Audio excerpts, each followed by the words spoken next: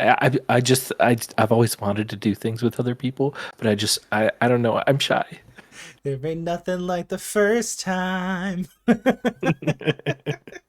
Hello and welcome to. No, that's not how I normally speak. Oh God, I have to record naturally. Oh God, no. Oh, no. Hello and welcome to a very special episode of anime on my channel.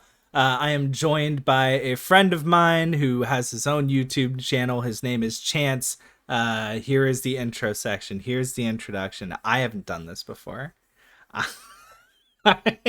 So, how you doing? What's They're, your name? they're the worst things to do. The intros are always the worst, especially until you get used to it and you get a rhythm. So it happens. I Hello, totally my get name it. is Markiplier.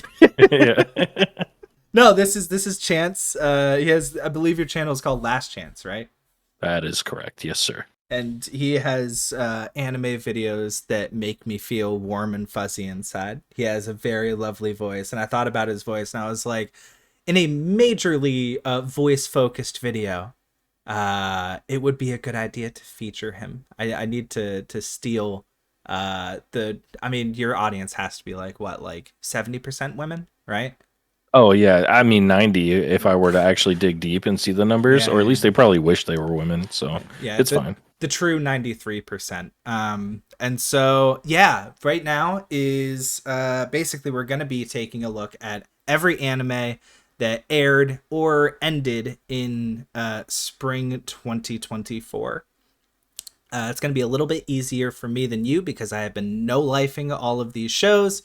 But I wanted your input on a couple things. Specifically, I need your input on Dungeon Meshi because I cannot be fair to that show. I'm too mad still at Katakawa for taking down my video, the rat bastards. So It's okay though. They're being bought by Sony right now, so it's all okay. that's gonna fix it, I'm sure. Okay, Yeah.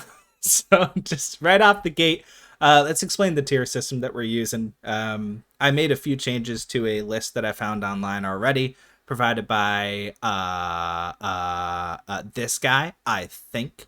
Um, and so I'm just gonna explain the way I'm doing things. I've got a didn't watch section. We can talk about some of these, but this is just a section for stuff that we haven't seen. We can't make a judgment call on.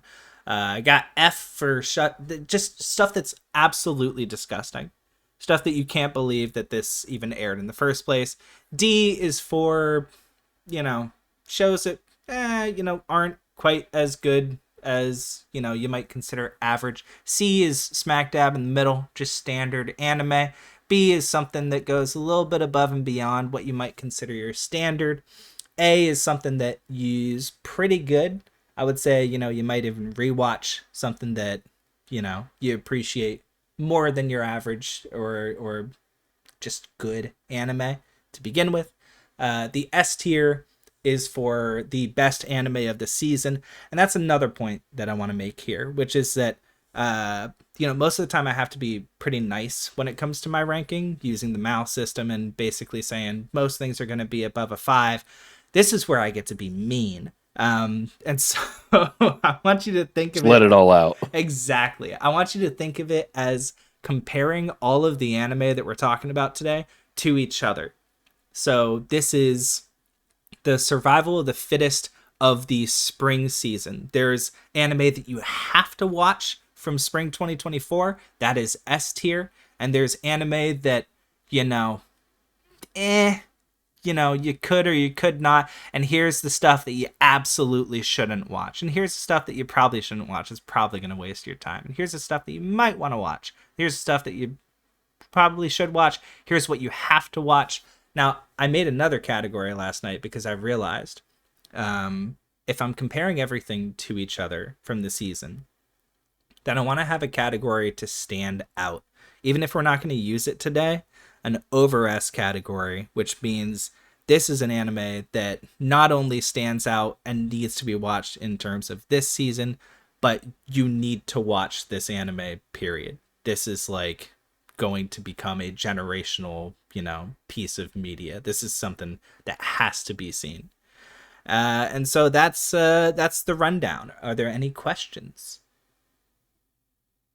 No, teacher, you can continue. No, no sensei. Call me sensei. Okay. There's a couple down here that I do want to point out specifically. Starting with this one. This is called Token Ranbu Kai Kyoden. The reason I'm interested in this is because did you watch the most recent season of Oshinoko from summer? I have not. That's on my list to actually watch as soon as I finish Bartender. Oh hell yeah! You gotta tell me what you think about Bartender. By the way, I love that one. Um, No, so when it comes to the new season of Oshinoko, they teased it actually in the last episode of last season. They're doing a 2.5D play. Essentially, there are these theaters in Japan that, implement technology and a moving crowd, like a moving seating section, to show off stage plays. And so I thought that was pretty neat. Like this anime adaptation of people doing this stage play. And then I see that in spring there was literally an anime adaptation of a stage play. And I'm kind of interested in it. It's not especially well received. It's got a 6.11 on Mal. Normally that's pretty nice. But it's also only been scored by 2,000 people. Holy shit. Hmm. That's not a lot of people. I also put Yatagarasu down here because it is a 20 episode season that went into the summer. So I think I'm still going to cover it on the summer run of binging last season. And so, did I say the name of this show? Oh no. I didn't even explain what this is. I might edit it. I might just put it right here. This is ranking last season. I have a name and everything. We've ranked this season compared to each other. I should have explained that way sooner. Yeah. I apologize. Just cut this part out and put it in the beginning. Yeah. Do a little editing magic. It'll be fine.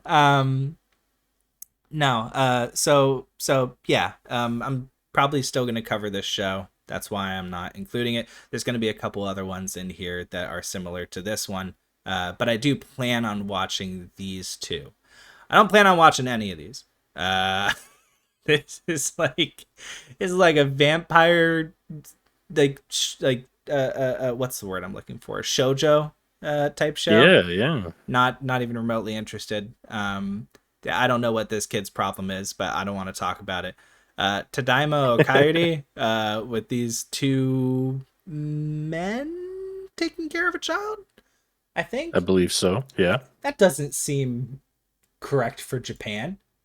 Yeah, apparently they go into a new neighborhood and they try to, start their life over. And it's a bunch of nonsense that happens. But my god. Oh, this is so much worse than I thought. It's part of the Omega Alpha system, yeah. Where they can upgrade their ability to have children because they are now an alpha, omega, whatever. It's something. I'll tell you that much. I had no idea. I remember seeing the trailer for it and seeing other YouTubers talk about it, and I was like, "That's some crazy shit right there." I was like, "That's something else." I might check it out just because, just to be like, "What in the hell is this?" Okay, but I might watch 1 or 2 episodes just to say I did.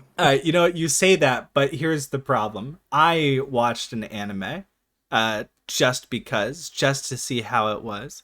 That anime was called High Speed Etoile. I watched the first episode, and it goes here, and it goes there, because I tell you what, this changed the way that I view anime, unironically.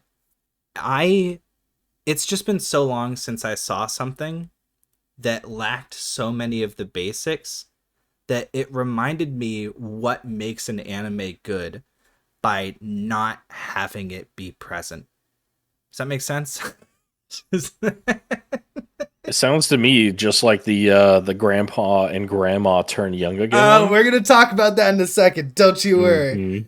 That's that one was something. No, this is significantly worse. This was like weird audio cues, sections where just music played over the anime, but there weren't actually any like background noises. Like there wasn't any like white noise from like the raceway that they were on or anything. It was just the song. Just pure music. Yeah, like the dialogue was insane, if you can even call it dialogue in the first place. There was just like this was just missing all of the basics.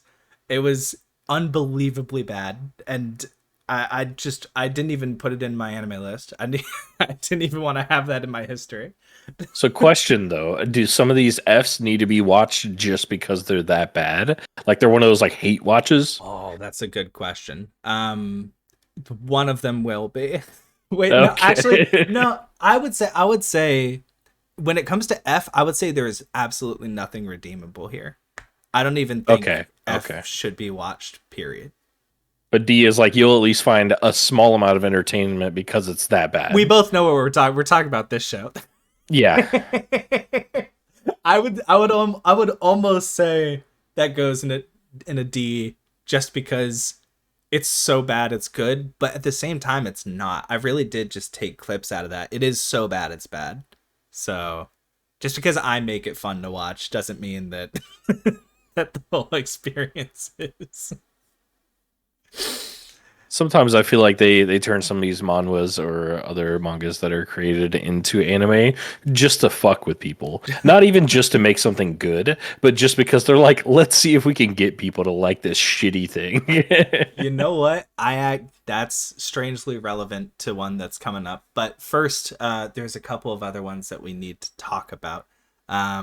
Now that we're moving on from the Omegaverse and actually ranking stuff, I just gotta Well, exit out quick of. question with the racing one. So there's nothing in there that's like initial D, like high speed, badass looking races. Nothing like that in there at all. It's just like the most basic like 3D cars going in a straight line. Is that all So, that happens? if you can believe it, I thought I was sure. I was like, at the very least, the racing scenes are gonna be cool, right?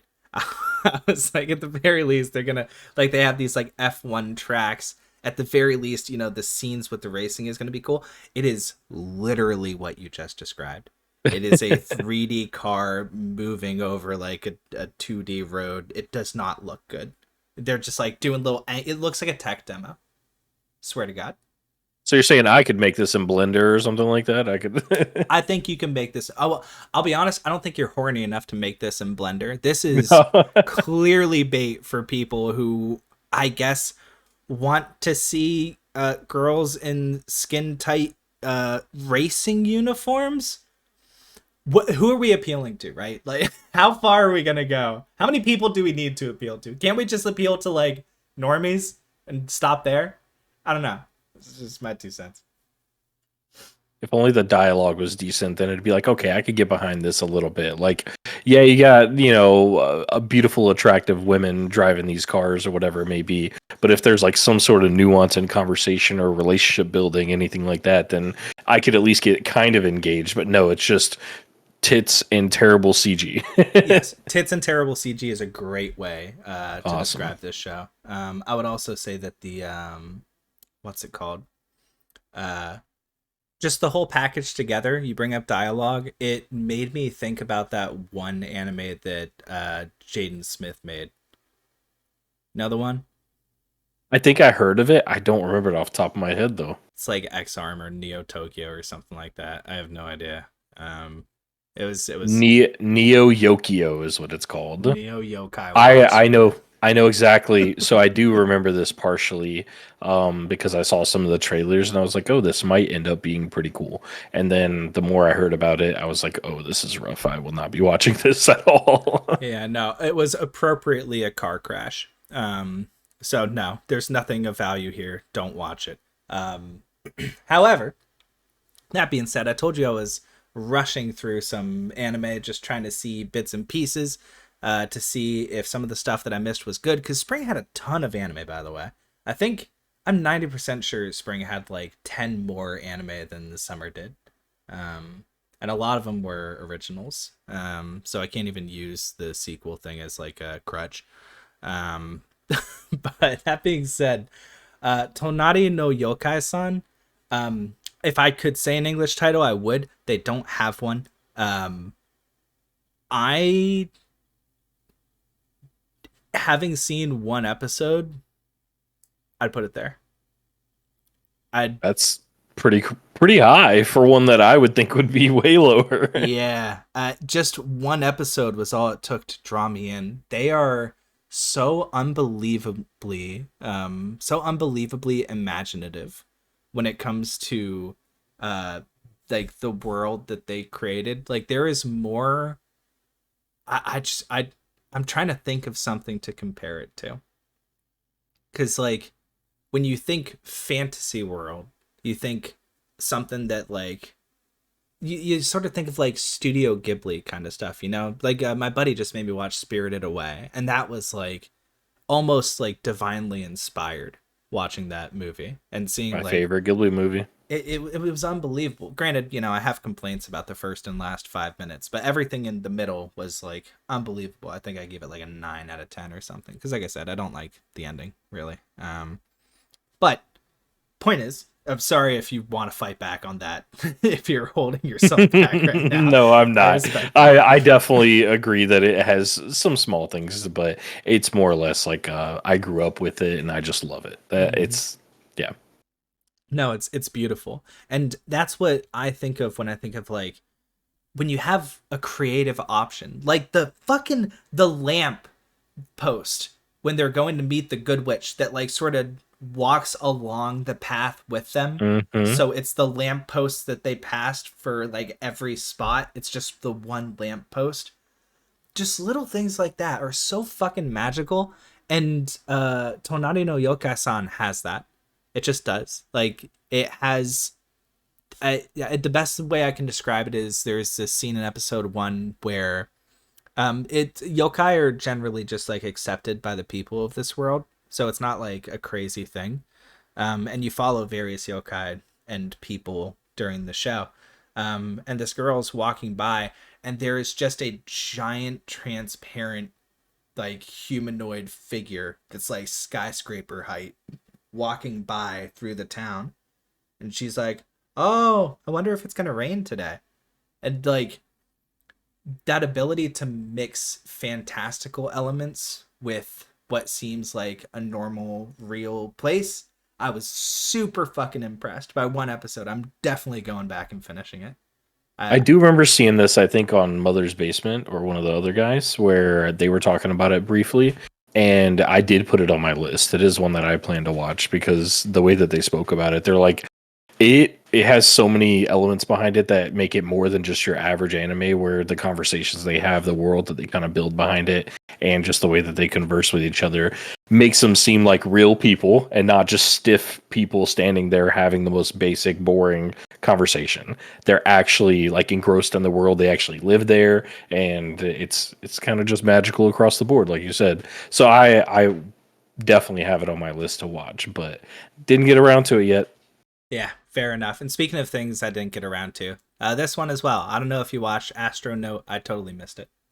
Also on my list to get around to. I'm catching up now. I kind of took a break from some anime, so I'm going to be a little lacking on this list. But that's the one where she is like an alien robot that comes down and is like restarting her life on Earth, I believe. Am I right there? You know what? You probably know more than me at this point, to be honest with you. That was pretty accurate. I was planning on watching one episode or a few episodes of a lot of anime, but I got absolutely stuck on two anime that I will specify as we go on.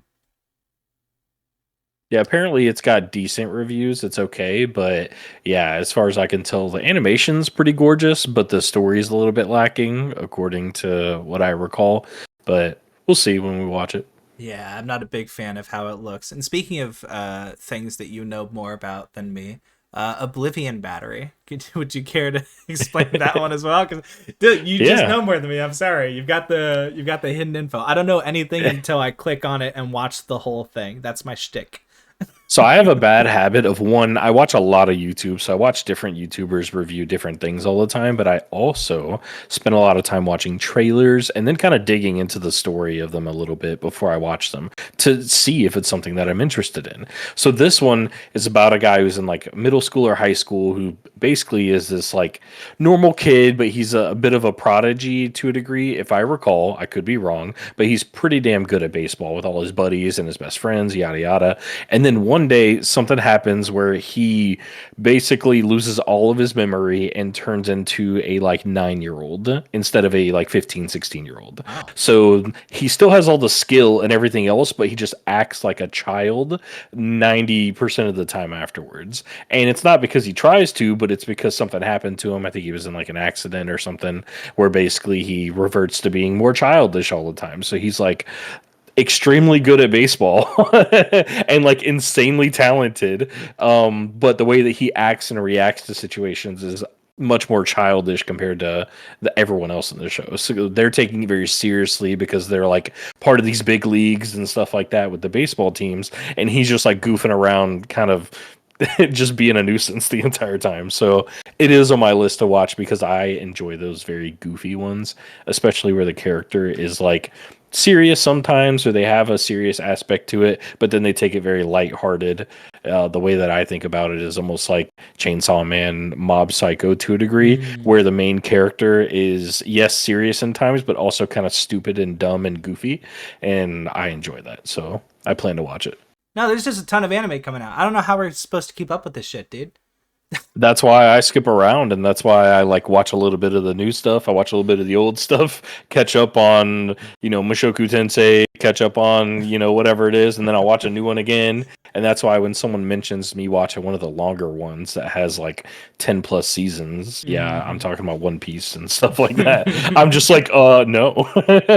There's too many other great things coming out, so I will not be watching that until I've watched everything else out there, Well, which will never happen at hey, this point. don't you worry. We'll talk about Mashoku Tensei. Yeah. But first, radio lesbians. You gotta watch Radio Lesbians. They're lesbians that work in radio together. What's not to love? I haven't watched it yet, but I plan on it because Radio Lesbians. Do I need to say anything else? Is there an actual name for it? I bet there is. Hold on, let me find it. it's it's called Is it the like talk show one? it's called The Many Sides of Voice Actor Radio. Yep. Okay. Yeah, I know exactly what you're talking about. That's on my list as well to watch. Hey Have you man. watched? You watched one episode, or just you plan to watch it and it looks Nope, great? it's Radio Lesbians. You don't have to sell me on this. Okay. All right. S plus. Get it up there. Okay. Here's another one. That may no. Because I haven't watched enough of this to fully put it in A. I will say it is shockingly good for how low it is on Mao. It's beneath another show that I'll talk about in a second. It's called Henjin no Salad Bowl, or a salad bowl of eccentrics. I don't know why they decided to name it like that. But to be fair, it's better than every light novel having a name that exactly defines what's going to happen in it. So, give and take. Are you aware of this at all? I am actually. It's where she's like a magical princess that comes isekai to our world, right? Mm-hmm. Yeah, I am very aware of that one. That one is also on the list. A lot of these are on my list to be straightforward about that. Yeah, it seems pretty interesting. It's kind of a reverse isekai where she's kind of dropped into our world, and it's pretty great. So I watched the first 2 episodes this time, and I know changes are coming. And this, I can't quite say that it needs to be seen the same way that the yokai one does. But I will say I was really impressed at the start. I thought they were pretty witty. The pacing was really good. And again, like when I watch a show like High Speed at 12, I realized that I remember that all of these things are happening in anime that I actually like. And the fact is, in a salad bowl of eccentrics, there really wasn't a moment on screen that I didn't want to be seeing, or like didn't care about. It was like it kept my attention pretty well, and the knight becoming a homeless is a lot of fun. Uh, and so I just think like they're gonna have more than enough bits to round out the season that it's gonna be pretty funny to watch. Also, that princess desperately wants to become like a superhero version of Detective Conan. So That's pretty cute.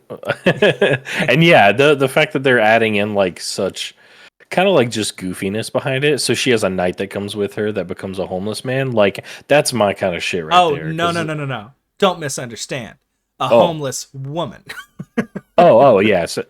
Either way, just the fact that there's someone that comes with her that ends up being homeless, and that's like one of the gags. Like, switch it up every once in a while. Like, don't always let me see the same type of thing. And that's what I like. You know, the fact that she's trying to become a detective, Well, and her she knight that came with her is homeless. I mean, sign me up. the knight looks like the anime version of Russian, and she's constantly walking around in a red tracksuit, and I think that's fucking hysterical.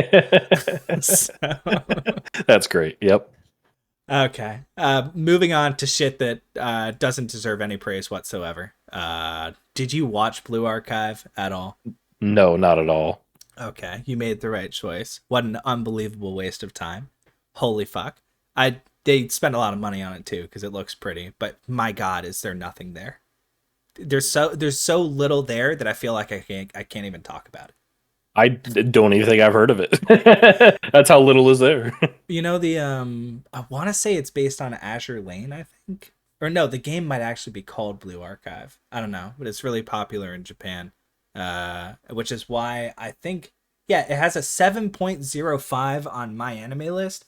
I can't fucking believe that. And I got up to episode 10. It's not like I missed parts of this. I cannot believe it was received so well for how absolutely void of anything of value it is. There's just nothing there. But are they cute?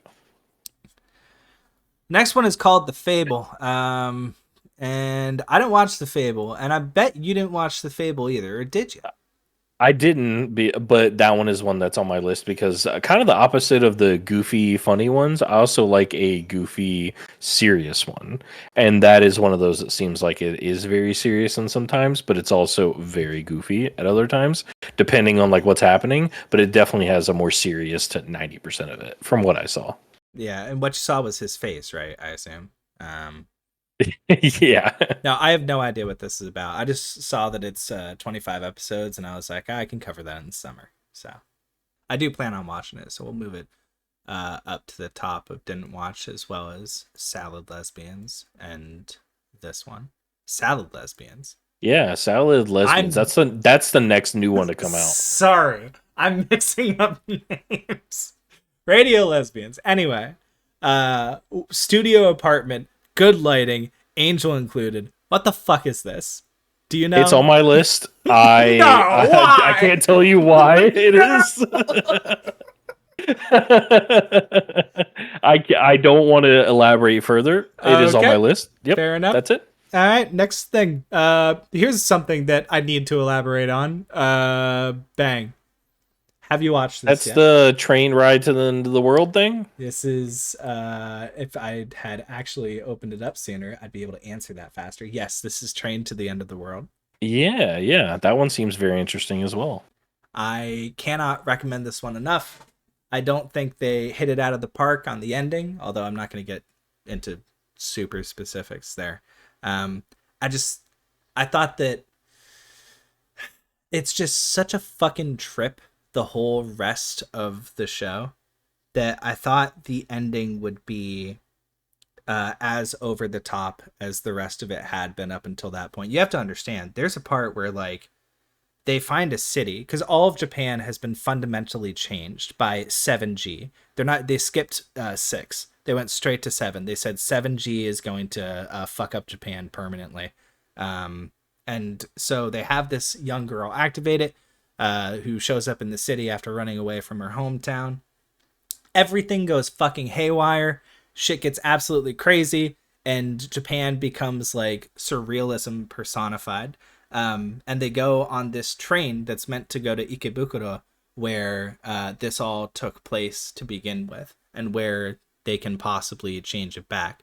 Because these four girls are going to turn into animals if they stay in their town. Because everybody turns into animals at Yeah, the I end of was like gonna say 21. because they come across people on their trip that have or are turning into animals and stuff like that as well, and it's part of the story.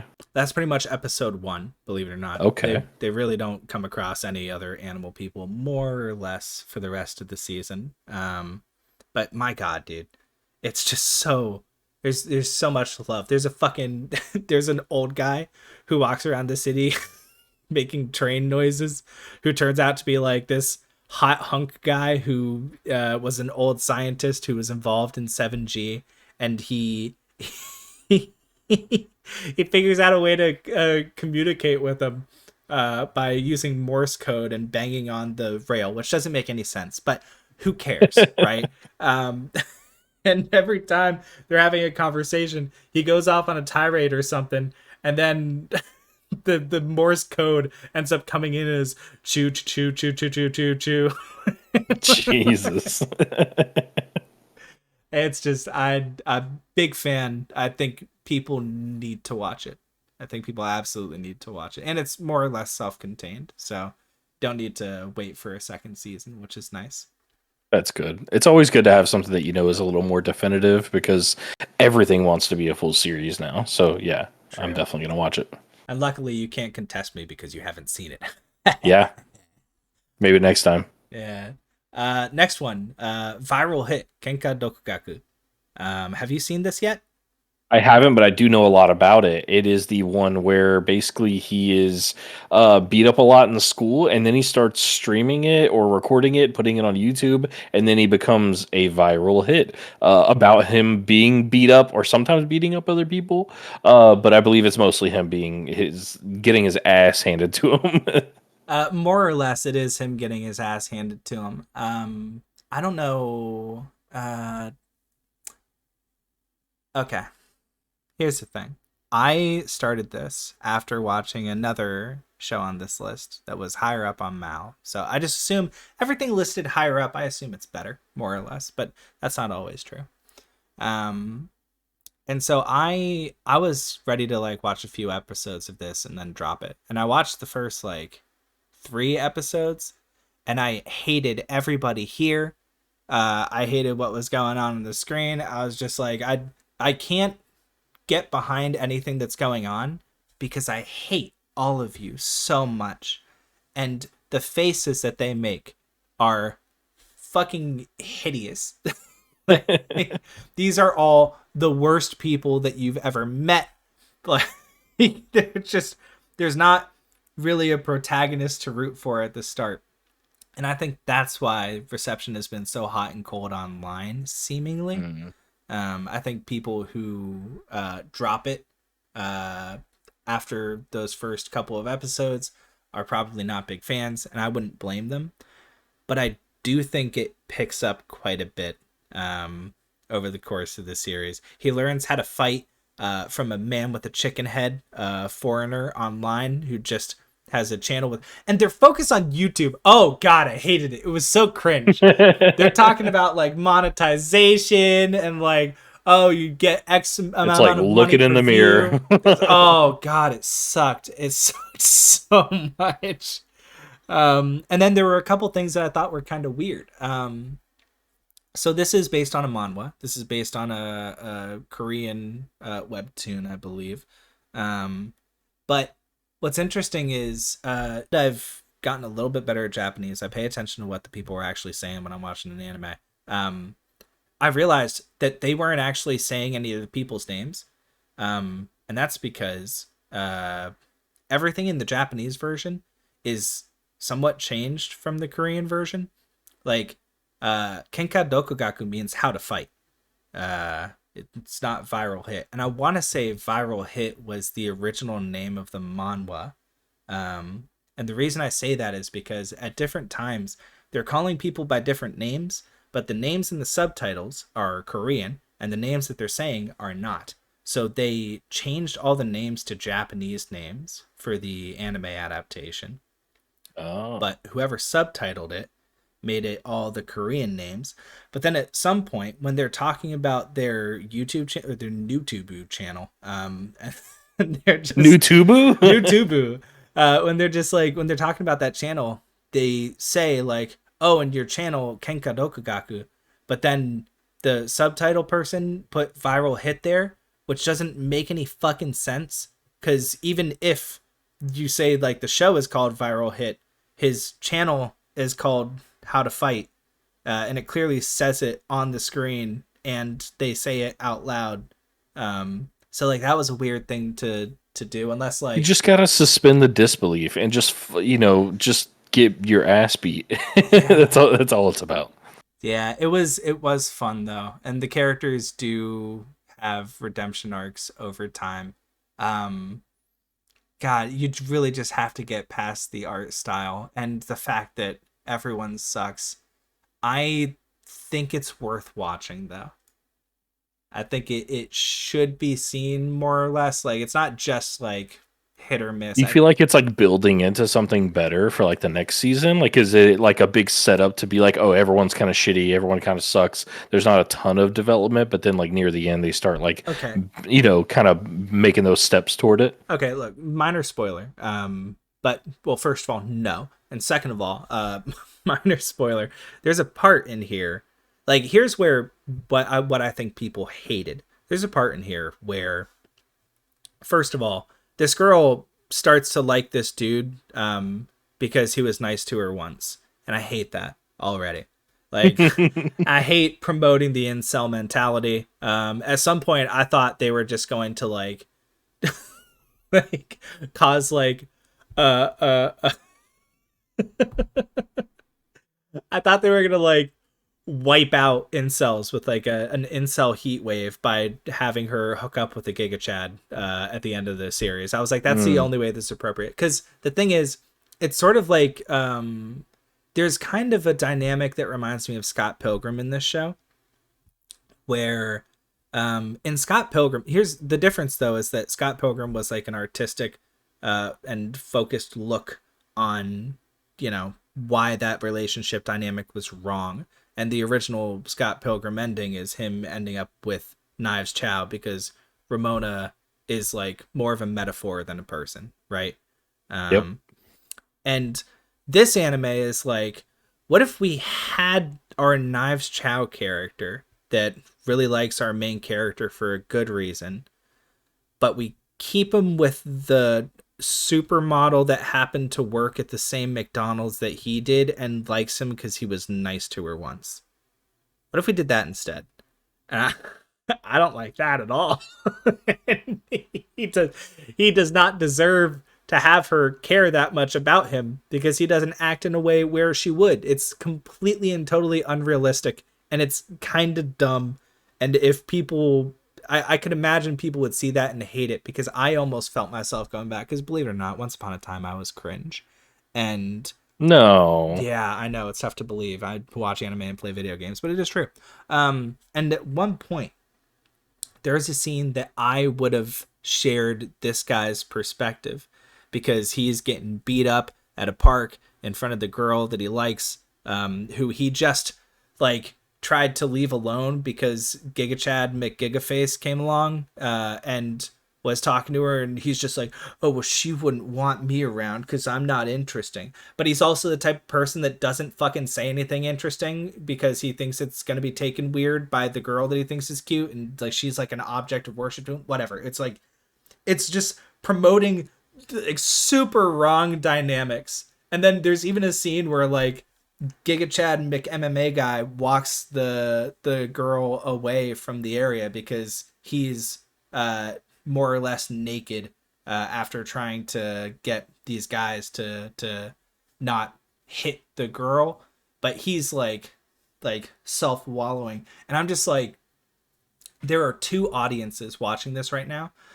I'm probably gonna cut this whole rant out. This is getting way too long. There's two audiences right now watching this play out, and there's like the dorks that are like this guy that don't get it, that see that happening. Oh, he's probably gonna go and fuck her later because that's what Chads do or whatever. And like, she saw him embarrass himself.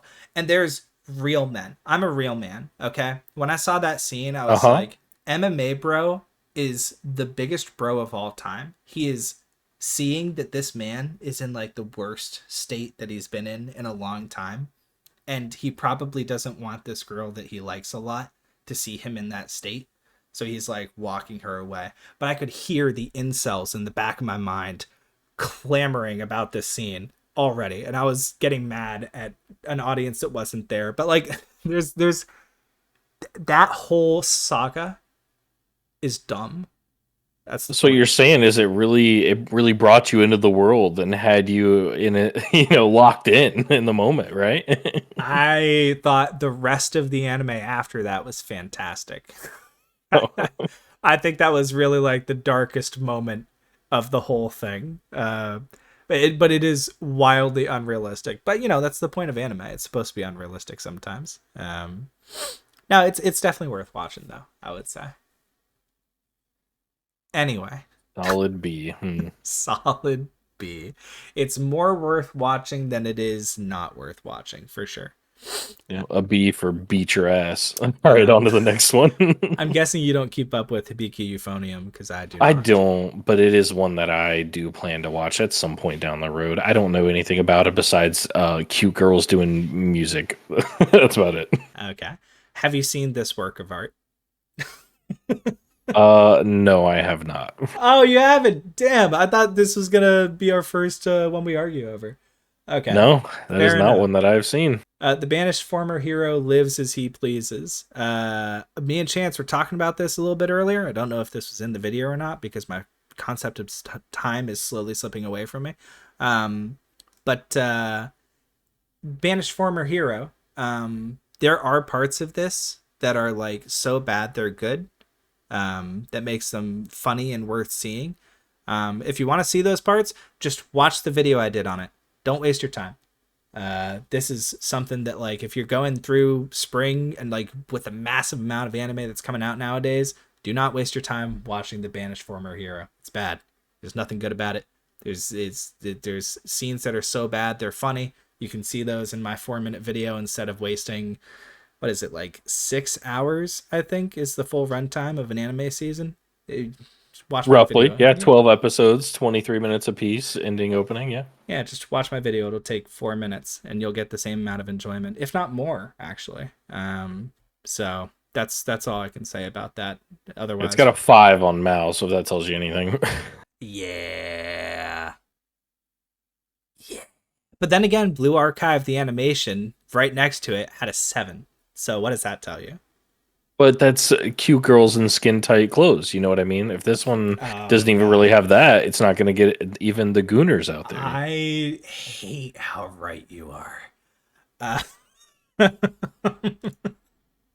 Gooners will give anything a Don't 7.0. stop saying Gooner. Whisper me a love song. This seems like it's for women. Oh, I can't even fit everything on the screen now. This seems like it's for women, and not for me. Maybe I'll watch it one day, but I probably won't. Don't even know that one. Okay, fair enough. It's a romance one, I guess. This one is the newest season of Black. I don't want to say black like that in a video. I don't like the hesitation. He meant to say in my voice black. The next season of Black Butler Public School Arc is this little icon right here. Have you seen any of Black Butler? Because I haven't, and I haven't either. Yeah, I actually just talked to a friend about it maybe a month or two ago, where I was like, "This has been out for a while. Like Black Butler has been something that people have constantly watched over the years. Is it actually worth anything?" And they were like, "You know what? It's worth it just to be like, it's decent enough to get the idea of what the concepts are and see the decent animation and the good story writing, but it's not going to blow your socks off, but it's good enough." And I was like, all right, we'll throw it on the list. And if I feel like it, we'll check it out. So yeah, it's on the list. It's one of those anime that's Jesus. Oh my God. Jeez. Oh Don't God. die. The gas is escaping me. No, it's it's one of those those anime that's like permanently on my to watch list. Because I don't know how many seasons there are, but I want to say like 10 years ago is whenever the anime first started. Mhm. Like, it's been out for a long time, so it's constantly been something that's just like going and going. I don't know if there was ever any hiatus or anything like that, but yeah, we'll Yeah, see. I'm pretty sure that's how Connor got to start. So maybe I should Oh, get yeah. into it. Yeah. Maybe. Now I have to. All right, Uticamp. You already know what I'm gonna say. Have you watched any of Uticamp yet? Nope, not at all. Oh, okay. Well, then you can't stop me. um, damn. I would almost put it here, but I'm not going to. I do think people should watch Uticamp though. I think it's just like I don't know. Maybe it's my specific interests. I do love camping already. Cute girls go camping works. It works. That's all I can say. According to the synopsis, what is it? It's outdoor activity high school club thing. Mm-hmm. Mm-hmm. Hmm. Hmm. This little pink haired girl, little blue haired girl. Outdoor activities. There's technically a club which provides the rest of the characters. Some of them are goofy, some of them are more serious, some of them are dumb as hell. Pink hair girl's dumb as fuck. Hell yeah. Yeah, but no, it's awesome. I think among we can revisit this once we have more anime laid out here, but I think among the anime from this season, this is something that definitely should be watched. Although I'm really gonna need some big men up here because having S tier be only little girls is starting to make me feel weird. So that being said, have you seen God's Game We Play yet? Nope, not no on that one as well. I'm gonna stop I haven't asking you. seen a lot. I want you to cut in when you have seen a Yeah, thing. yeah, yeah. You say the name, and I'll just be like, yeah, that one's great, or no, that one's Yeah. not even watched it. This is starting to feel like bullying, and I'm not trying to I'm not trying to do that. See, we're a little bit of the opposite. You watch a lot more anime, and I play a lot more games. That's true. That's true. But you know what? There is a game video coming out on my channel pretty soon that you might be surprised to see. Oh, Yeah, but I can't say anything else because then it wouldn't be a surprise. God's Games We Play is like a C. It's fine. It's basically how do I describe this? It's like No Game No Life if it was a little bit worse. And by a little bit, I mean pretty significantly worse. Obviously, if No Game No Life was on this list, I would have it in S tier or over S tier. Um, God's Games We Play is just kind of like there's good here, but it more or less peaks in the first two episodes. And with people's time being limited, I would just say that this is something that you could reasonably skip, and nobody would blame you. put it on the second monitor while you do something else. Yeah, honestly, if you wanted to watch a show like this, just rewatch No Game No Life, and it'll be a better time. Um, so that's pretty much all I can say about that. Girls Band Cry. I should put it in didn't watch because I didn't finish it, but I'm actually gonna put it in the D category because we don't have one yet. Um, this is it's ugly as fuck, dude. I just can't get over how ugly it is. It's CGI, and seemingly people don't care about that because they gave it an 8.4, and I know why, because everything else is good. This is like the most like out of place, anime I'll probably have in this entire video, but I just can't recommend it compared to the rest of the season. Like, would I recommend God's Game We Play over Girls Band Cry? Unironically, yes, because I was able to finish this one. I cannot finish this fucking show. It's too ugly. I don't want to watch it. So for me, I actually did look this one up a little bit because I was curious because I just finished Bochi the Rock when they announced that this one was coming out in the season.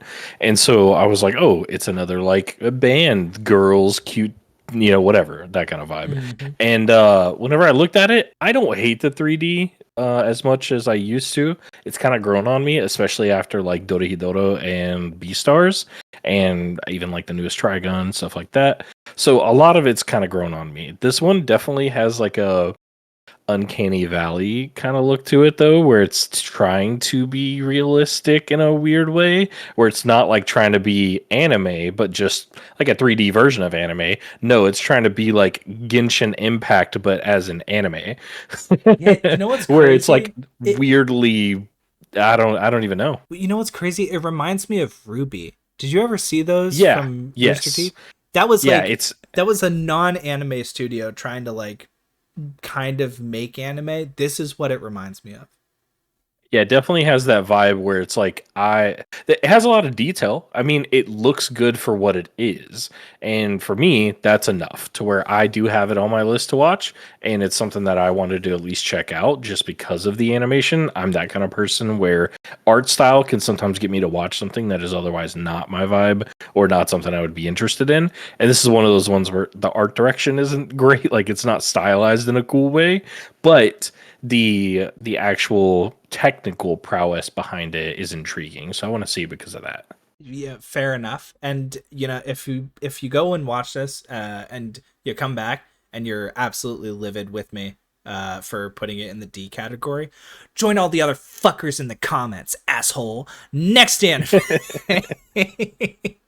um, this is gonna be tough for me. Because I believe I told you how much I like Kamikakushi.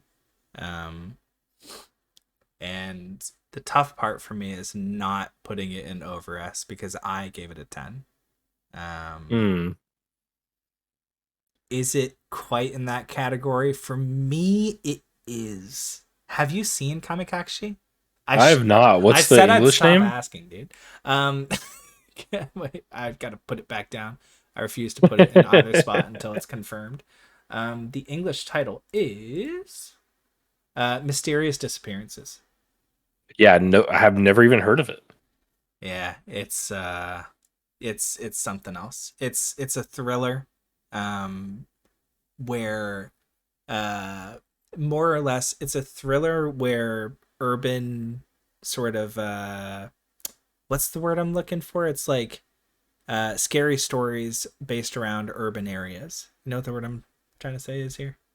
Yeah, it says, I mean, actually, I think I remember seeing a trailer on this, but it went right out of my memory. But it says it's a novelist that's trying to go through and some mystical incidents end up happening at like a bookstore with their coworkers, stuff like that. So a lot of like mystical, ghostly kind of things happen. Yes, a lot of paranormal activity, occultism, and God, I really want to remember the name of this. It's basically like yokai, but from a horror perspective. Yeah, like Junji Ito type of thing, where Ye- he does a lot of the crazy horror things, or not that crazy. No, I wouldn't describe it like Junji Ito. That's why I called it a thriller specifically. Okay. Because I don't think most of them aren't actually that scary. There is one though, that shows up around episode 6. And that's why I was trying to remember the name. It's like Urban something, but it's basically a a modern like horror adjacent creature type beast that could like show up like skinwalkers, cryptids kind of. Oh. But there's another word for them. Um, and one of them shows up. It's like this kappa that will basically steal your kappa. That will basically steal your soul. And it's basically like a person who has died, who um will walk around aimlessly trying to get somebody else to replace their soul from having to do this, and then that person will walk around aimlessly. um and this specific type monster supernatural thing, it knocks on doors, and it drives people insane. There's like this is an actual urban legend Mm. from Taiwan where college students hear knocking on their dorms in the middle of the night. And urban legend. I just That's the said term it. you're looking for. I said it and I didn't even notice. Holy shit. Urban legends. Yes. Wow, man. I've had quite a day. I'm not even gonna lie. I was googling to try to remember what it was because I couldn't fucking remember either. I I felt appreciate bad. I you. was like, I'm gonna try to look this up. God, I'm grateful for that, dude. No, this urban legend, and it shows up basically to one of the characters in the show, and it's knocking on, various doors as they're moving around a building, and that part was actually pretty fucking creepy. But apart from that, nothing really scary happens. It's more just a thriller where she helps Ren, who is the young boy pictured here. She helps Ren try to solve some of these mysteries and capture some of these uh, beings to send them back where they should be. I put it on the list because I mean, you sold me it, and it's got pretty good reviews, so I did put it on mine now. It was not beforehand. Yeah, I have a very soft spot for this anime, and I Also, it's also Kadokawa. Just saying. well, you know what? We don't care about any Kadokawa, because Kadokawa is a production company, right? Yes. And so we can only really blame them when it comes to them taking down my Dungeon Meshi video, because I'm sure I have a ton of other Kadokawa videos or anime videos where I cover their shows. So I got to concentrate my hatred. I'm putting it over us, actually. Just I think this is something that people should watch, like, across the board. I think this was really special. If you're interested in the subject matter, like, it's a home run, honestly. And plus, you can't stop me because you haven't seen it. You can only stop me when you've seen the ones that I'm talking about. I will find you and I will stop you. We do live near each other, kind of. How dare you? Okay. Okay. I just put a condition called love and didn't watch. And I know that was bold of me, not asking you if you had seen a condition called love.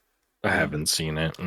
It's about I read the description the other day. It's actually kind of fucked up.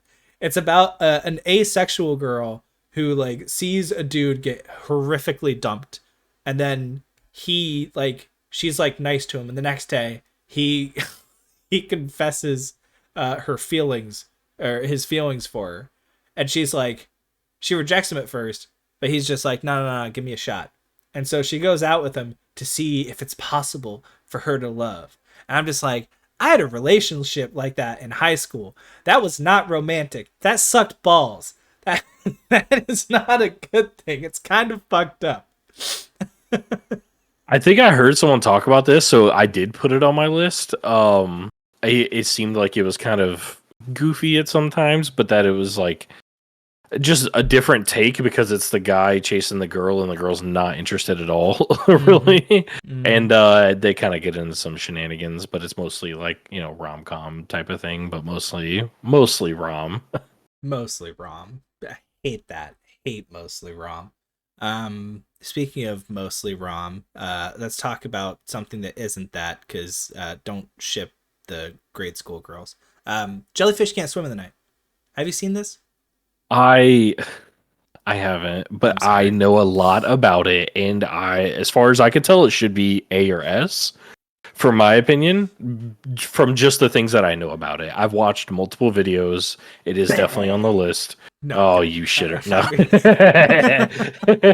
But if you have seen it, you can, of course, put it on there, because I have not. But just as a caveat before you start, I am super interested in it because apparently it's got a lot of unique art direction, and the way that the story kind of develops with the characters, it has a lot of back and forth and give and take, and it's not just very one note.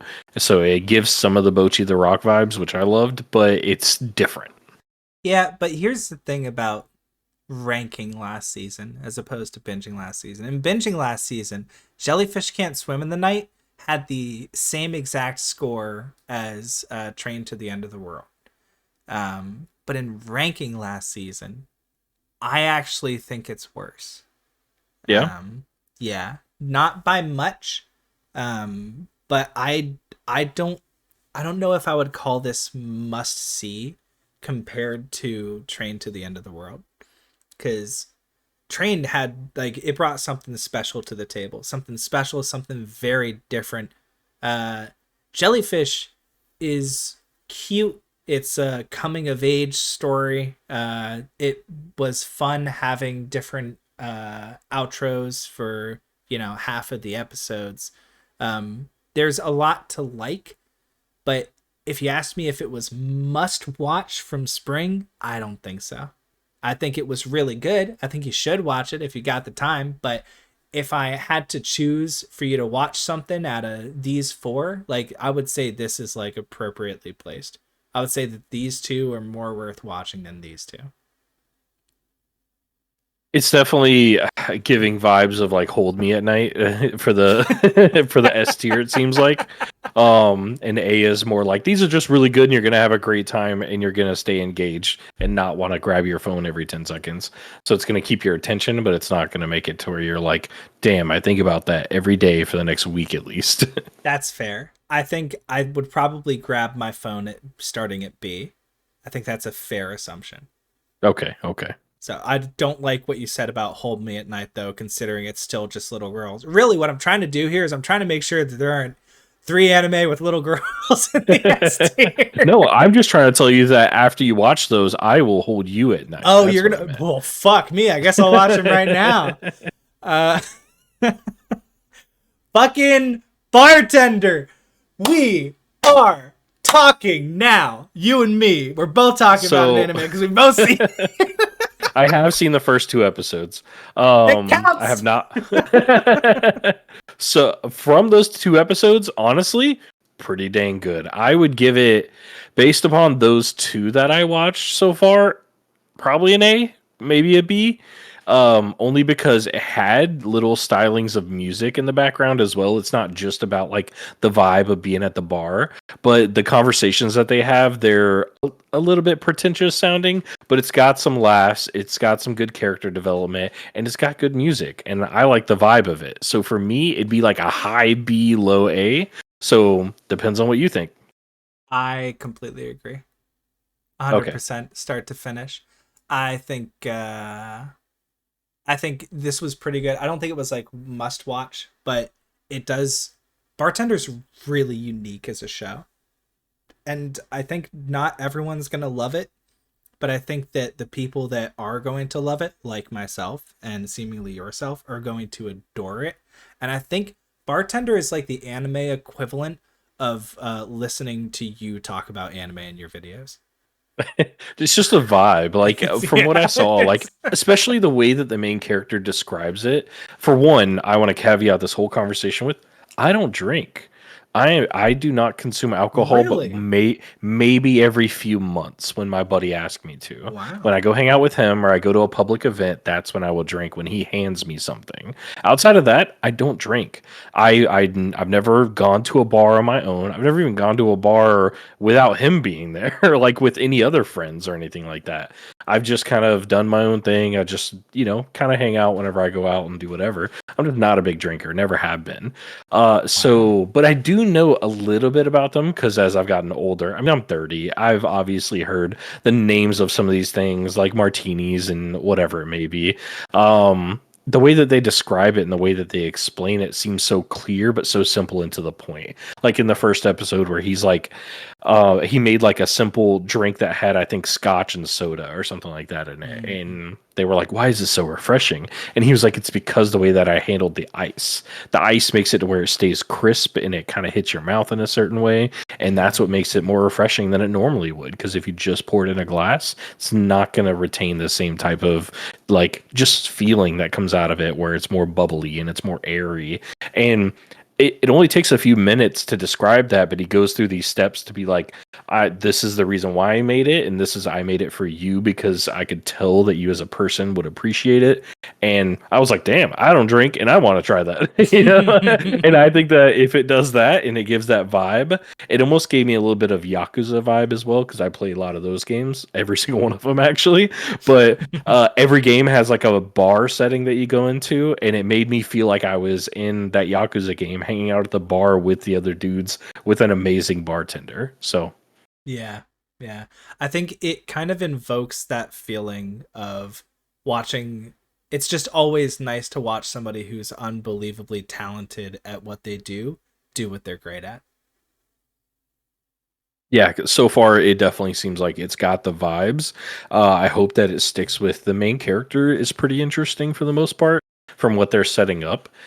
But again, only being a few episodes in, I don't truly know. And I do hope they stick the landing though, because it's starting off pretty strong. I would say expect good things, which is why it gets an A. I think it's probably below these two in terms of being an A, but I've been thinking about this show lately actually. It's been long enough that I'm actually thinking about rewatching it, which is those are the anime that just stick in my brain. That's why everything that I give an 8 and up on my anime list, I want to rewatch again at some point because it's going to stick and I'm going to I, think about it in the future. And I gave Bartender an 8. we haven't mentioned this yet, but like OPs and EDs, uh the o- Oh the yeah, OP dude. the opening for Bartender is a fucking vibe. Like Oh god. I am a sucker for music and the way that like people can put things together and it's this like low jazz song kind of that's this Mhm. guy that's just like got this piano with a little bit of guitar going in it and hot damn that guy my leg hair literally just stood up right now talking about it. It is so good. The opening for this show is like a 10 out of 10. Just a song, not even the animation behind it or anything, but that song just gets you in the mood. And then at one point in the middle of the song, they use the ice going into the glass as a sound effect that works with the song. I was like, "Damn, that's good." I was like, Mhm. they did something there. It's not just a song layered on top of some animation. They actually put the animation of the ice going in the glass into the song and it like mixed with it. So this Mhm. is very well It done. mixed because he's a Yeah, bartender. he's a mixer. Yep. For the record, it's called Stardust Memory by Takaya Kawasaki. I have it Yeah, on go my watch that. I have it on my absolute slap bapper anime tracks playlist on YouTube Music. So yeah, I Yeah, most completely agree with you. when it comes to a lot of the openings and endings, if I really like them, I will watch them every time. Or if they're pretty good, I'll watch them every other episode. And this is one that I will watch every single episode. Like I will watch the opening every episode of this bartender for sure, hands down. I respect that, but for me, I feel very similar. The problem is sometimes I just really want to see what's happening the next episode. So if they get me with a good enough cliffhanger, I'll skip a good opening. I know it's controversial. It's terrible. For me, it sets the mood to a degree where I'm just like, all right, we got a little bit of a soft reset. Let's get the vibe again. All right, into the next episode. No, nothing but good things to say about Bartender. Fantastic. Mission Yozakura Family, or something in Japanese. This also has 27 episodes actually. So this ended somewhat recently in October. So I'm probably just going to cover it on the summer section. And honestly, going forward, I'll probably ranking last season. I don't think I'll stay ahead of the 25 episode shows. So I will Let me probably. ask, is that the one where like the whole family is spies, assassins, and all that? Yes. Yes, it Okay, is. okay. I had heard about it, hadn't watched it. Yeah, but unfortunately, I haven't. Not only have I not seen it and I have nothing to say, but I'm going to have something to say in the future. So So we leave it there. leave it there. Um, Jesus Christ, dude, I can't stop. He's dying. Someone save him. Dude, I'm fucking exercising demons. Uh, Small tangent for a second when it comes to hit burps me. like that. I don't drink soda that often. And today I started doing a pretty strict diet and I was like, I'm gonna have a soda with my diet to be able to get some calories and some sugar and stuff like that without consuming a lot more food, just Respect. to kind of get my energy levels up and everything. So I had a Coke and I took 2 sips of it, but whenever I took those sips, they were more like gulps, and I had just like ate some of my lunch and everything, and the burp got stuck in my throat and like my esophagus and made me Oh throw up everywhere. no. It was a great time. Oh It no. was That's the first and only time that has ever happened in my life. And now I've learned a life lesson to I will only sip sodas because I don't drink them often. Holy Now I will fuck. only sip them or maybe drink them through a straw. I will not take a larger gulp of anything fizzy because that was the worst experience ever. You know what's happening, dude? We're getting old. Yeah, I the fact that when you go to just drink a little bit of soda with your lunch and you No, throw up everywhere, dude, it's like what? we're younger than the Osan and the Osan Newbie Adventure, but we are getting old because there is I had the exact same thing happen to me recently.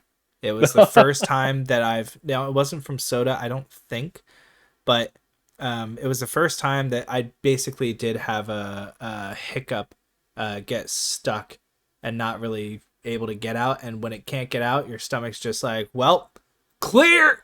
And it just Yep. sends everything. And this was in the middle of my dinner, and it happened, and I dealt with it. But when I was done, I was like, well, this is one of the more awkward situations I've ever been in, because normally when you throw up, you're supposed to lay down and go back to bed because you're sick. But I'm not sick, and my food's getting cold. I did the So exact same thing. so I finished my dinner. But it's like I felt like I shouldn't have because I just threw up on my floor, but and I cleaned it up, don't get me wrong, but I was just like, I guess I have to finish my food now.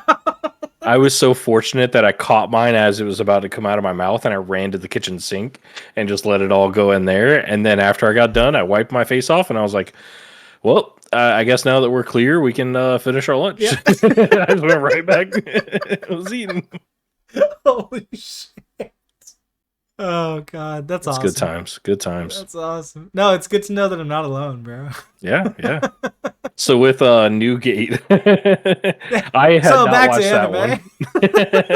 one, but I did hear that that one was pretty shit. I don't know if you watched it. It's apparently like the most basic power trip anime, but not good animation, not good Yeah. anything. Almost, it's like it's as far as what I've heard, it's like a D.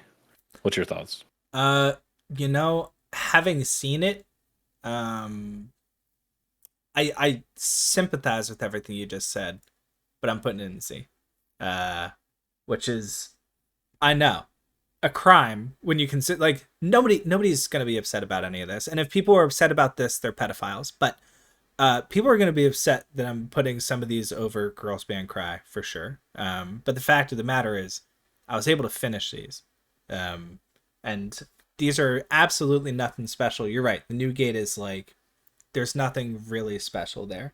At most, there's some fun characters. There's Wilhelm. Wilhelm is a baddie. All right, he is like talking about. They have a whole anime. This one about a girl falling in love with like vampire men or being in their dormitory, even though she's secretly a woman, and like romantic and whatnot. So I don't need any of that bullshit. I need Wilhelm from Newgate.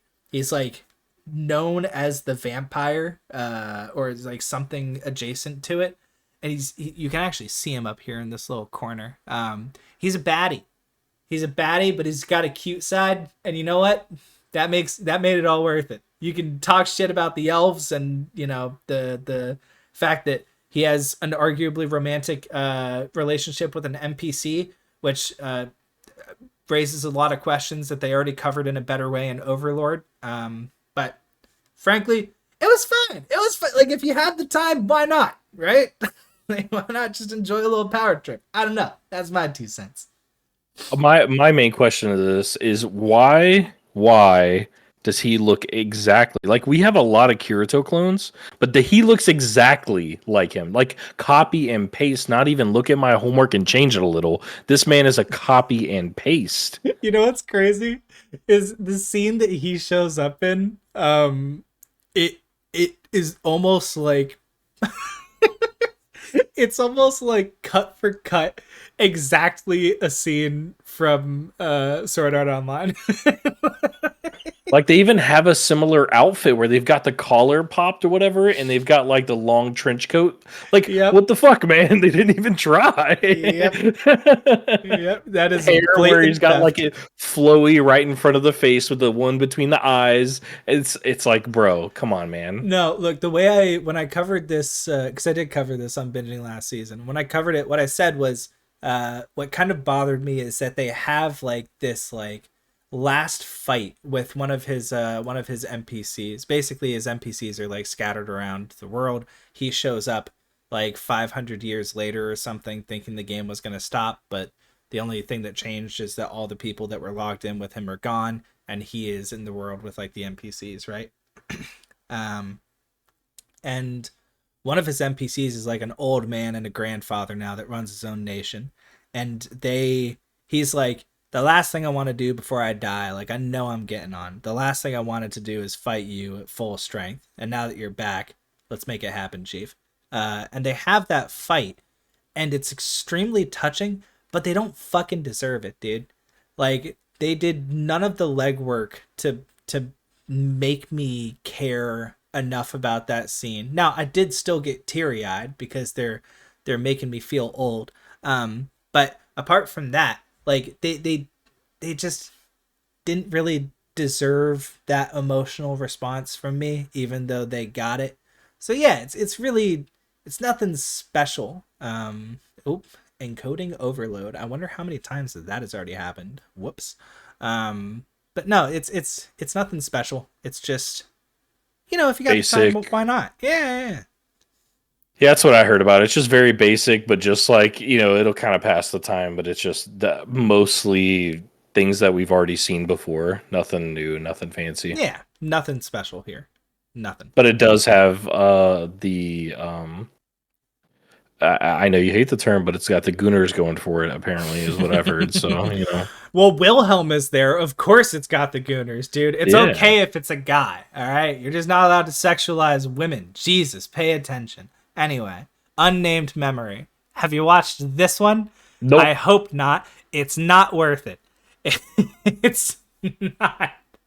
This is the one that I started watching when I was like, oh, I got to catch up on everything that like I haven't seen from this season. And I got through like 3 episodes of it, and I was like, I should probably watch something else, which is when I watched Viral Hit, which is much higher for a reason. Yeah, there's just, speaking of nothing special, this has nothing special. Some of the fight scenes are pretty cool. More or less, it's about a dude who has erectile dysfunction. And in order to, he was forced into having erectile dysfunction by a witch. Sounds like my ex-girlfriend. But he has to get rid of it, and so he tries to go to another witch to get him to be cured of his ED. But she's like, "Fucking no, dude. Unfortunately, I can't fix that because it's too high tier magic. Like I'm trying to sort out how to fix it, but like." It's too complicated. I can't manage it, even though I'm like the strongest witch. She's like, sorry, can't help you. Is there anything else you want? Like, we can try to find you a partner that can withstand the curse. And he's like, well, you seem pretty strong. I bet you could withstand the curse. And she's just like, oh, ha ha ha. Anyway, let's find somebody. And he's just like, so what do you think? We gonna fuck or what? And she's like, please stop talking to me like that. I met your grandpa.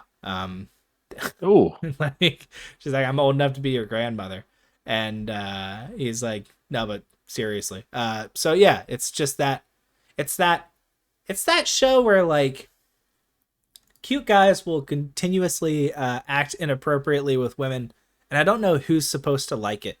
Because it's cute when he gets rejected over and over again, but continuously insists that she have his babies. I don't like that stuff. I'm not yeah, I'm not super into that stuff as much either. Like sometimes here and there it's okay, but if it's the main plot, then it's like, all right, you gotta have something else going for you. Like Combatants Will Be Dispatched is one that I always go back to, is like super goofy and funny and very degenerate. I like constantly, like the entire thing is the main character being a degenerate, but it's so goofy and funny otherwise that you can get through it. Yeah, I still haven't seen that one. But I will take your word for it. That being said, yeah, this is just like they've got a cool fight scene in episode 2, like, and it's relatively high quality, but I don't really care about anything else that's going on. And it didn't catch my attention well enough that I'm probably not going to finish it at all. But this is definitely one that could be skipped from this season for sure. But it's not like offensively bad. Speaking of offensively bad, Jisan Basan Wakageru. Wakagairu. Bless you. Thank you. Grandma and Grandpa turned young again. What? What is this? They became young again. Why don't you? I want to hear what you have to think about this. So for this one, I watched 2 episodes and immediately put it down, and I will probably never pick it back up again. This is an What? F for me. Whoa! The Damn. reason why is because in these first 2 episodes, they basically, and it comes off real quick. Like, so basically, they get introduced. The story plot is Grandma, Grandpa planted a tree. Magical golden apple gets put from it. Many years later, as they're married and getting old and decrepit, they eat the apple, and then they wake up and they're 20 years old again, or whatever it is. But they have kids and grandkids. Their grandkids are also 20 years old, and their children are like 40-ish, something like that, 50. But the grandkids immediately start hitting on the grandparents, and basically the granddaughter's like, "Hey, yo, grandma, let me take grandpa on the back and let me get at it." And I'm like, I no, no. And then in the second episode, I think it's the second episode, they go to the town hall, and they're like, "Okay, we have our yearly events where we play sports and we do stuff against the other like town and the other like elderly people, but sometimes there's young people that show up." Yeah. And in their town, in their town hall area, all the elderly people can't really keep up or do anything. And the other town is like a bunch of younger guys, and they can keep up and do all the sports, and they win every time. Well, now that they're young again, they can keep up, obviously, because they've got this like winning guy in their pocket who's 20 years old, grandpa, and knows these sports very well and can keep up physically now. So they go to get ready to do all that. But as soon as they go to get started and he shows off how good he is, all the old dudes are like, "Hey, yo, maybe we could swap, husband and wives for a little bit because like, my wife is old, and she would enjoy a young guy, and I would enjoy a young girl, so how about we do a little swappy swap?" And I turned it off, and that's it. Yep. The wife swap fetishism out of absolutely nowhere. What's it On called? episode 2. I could have been at the end of episode 1. I don't even remember, because as soon as I saw that, I was like, "Nope," and I exited Crunchyroll.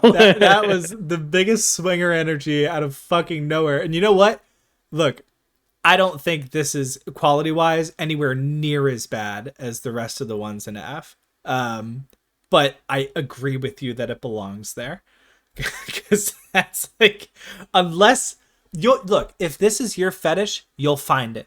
Somebody in your community will tell you about this. They'll be like, "Oh, there's this great show with all these jokes about swapping with younger and like incest." It's like, what? And it's not even like there's any redeeming stuff about it. The animation is very poor, in my opinion. Yeah, it has it's nothing going for it there. There's been, like, what I recalled, not any great music, or the opening or the ending isn't good. Like, nothing about it sticks out. It's just like, we just want to make this cringy topic because we can. Yeah. And like I was saying earlier, sometimes you hate watch things. This might be one I go back and hate watch, just because I'm like, this is like, it's so bad that I want to talk more shit about it to other people. To be like, "I fucking watched that and it was fucking trash." Honestly, I don't even want to finish it. It just made me feel weird. I don't want to think about my grandma like that. Yeah, I probably won't, but one day if I get a wild hair up my ass, I might. True. What a statement. Hold on. I'm reeling right now. Where'd you hear that? If I get a wild hair up my ass? That's a southern twang thing, do my people brother. say that? I'm Oh, more hell South yeah. than you. No, I'm in the actual South, because for you, you're more of the like actual crazy part of Florida. Okay, calm down. Don't dox me. Florida has like millions of people, okay? Cut it out! Charlie White lives here, you know what I mean? Like, go find him if you want someone famous on the internet. Jesus Christ. But I am in the actual... I had no idea you were talking about Critical. Holy fuck. Oh yeah, Moist Critical, yeah. Charlie White. Whoa. But I'm spitting distance from Alabama, so I'm in the actual South. No, I get you. All right. I have actually seen episodes from season 1 of The Irregular at Magic High School, but this is season 3. I have no fucking idea about this. I'm guessing you don't either. I have no clue. Okay, then that's where that goes. need to finish out this list, so we don't have to talk too much about shit that we don't need to. That being said, as a reincarnated aristocrat, I'll use my appraisal skill to rise in the world. No, I'm not describing what the anime is about. That's the title. And you know what? I like it anyway. All right? I think this is a banger. Did you watch this? No, does it have like so it's appraisal skill? I'm guessing it has to do with like a little bit of politics, a little bit of money, and everything being traded, a merchant business being started, something like that. Is that Yep. kind of the vibe? Yep. And it's got the big bazoingas, and that's what truly matters. Never forget about them, dude. It's got the. Did you watch Sasaki and Peeps? No, I didn't. What is that? That's one from maybe like a year or so ago, but that one is actually really good. That has that whole like merchant like appraisal type of thing, where a long story short, he's from a normal Earth and he can go back and forth between the fantasy world, and he brings items there to sell that they've never seen before, like a I don't know utility blade and stuff like that, and it does it very well. That's why I was curious if this was similar. Gotcha. Now this is more. This is highlighting the side characters that he finds, pretty much. The main character is nothing special, more or less. It's more about the people that he brings alongside him. Because he's nothing compared to his sexy dad. And his dad is sexy. Don't get me wrong. Boob window mage, understandable. You know, I appreciate it. You've got the gooners here.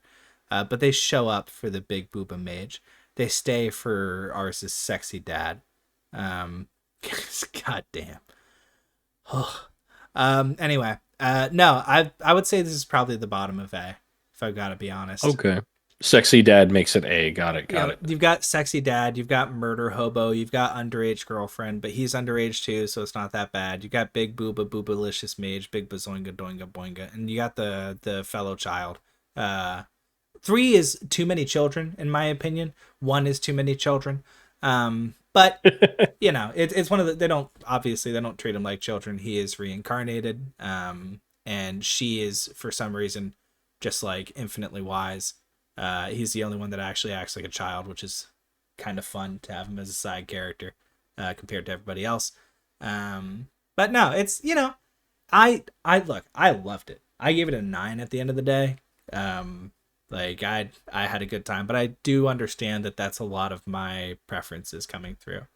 You know, you've got the isekai, which I already love. You've got the interesting cast of characters who I'm having fun with. You got the murder hobo, the sexy dad, the big booba mage. Like this is all right up my alley, and I accept that. That being said, season 2 is either currently coming out or just finished. I think it's currently coming out. I think it's airing right now. And I said that this show is going to live or die on season 2. Now, I haven't started watching it because it's airing right now, but soon we will know. It looks like, based upon what I'm seeing, that it's a slightly better than average animation. So it's not your basic like isekai trash animation like Newgate or any of the other ones. So it's pretty decent when it comes to it. Yeah, it's pretty. It's fun to look at, and they're not just PNGs going across the screen like like a soccer anime we talk about. Yeah, well, I think the fighting is actually kind of subpar in season 1. I think the fighting could have been better. And that's what I was saying when I did a video on this. I was like, look, if season 2 looks the same as season 1, at some point you're gonna get tired of preparing for the action eventually. At some point you want to see something go down, and if you can't pull that off, then what are we doing? It's a whole bunch of setup for nothing, like Tsukimichi. It is on my watch list though, so I will get to it. And I'm on a watch list because I'm talking about ours sexy dad. So yeah, speaking of watch list, Remonster. Speaking of a fucking watch list, how about that? You can go first on this one, and I'll add in. Oh, do I have to? Okay. Yeah, this is all you, bud. All right, so hear me out, right? What if you took like a psychopath, right?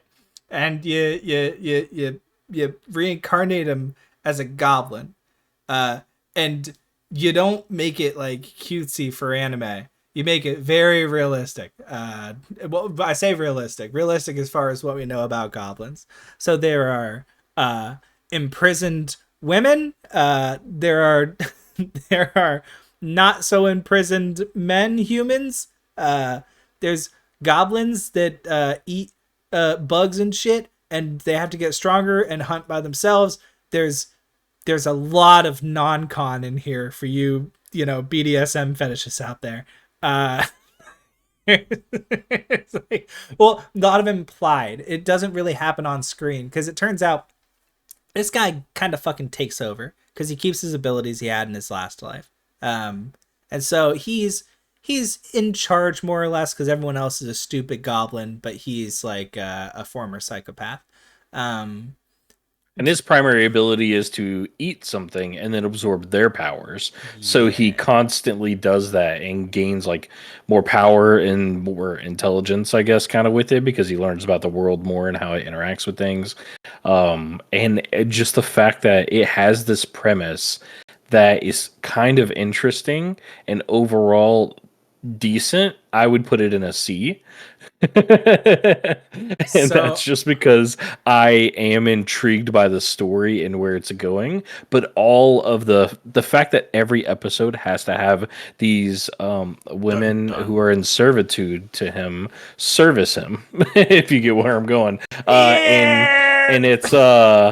it's one of those things where he just constantly keeps bringing more women in and then more women in, and all of them love him and no one else, and they all he's the egocentric main character of everything, and he will always get what he wants, when he wants, how he wants. To be fair, though, Viral Hit suffers from the same issue with women, and we put it in and B. So, and by we I mean me, but Yeah, it's like, but the story, there's other aspects where it's like, oh, something within his powers and how he levels up and stuff is very intriguing. And some of the animation is good, and some of the fights, it's not great, and there's not a lot of them, but when it's there, it's pretty cool. look, Um, look, I'm but a simple caveman.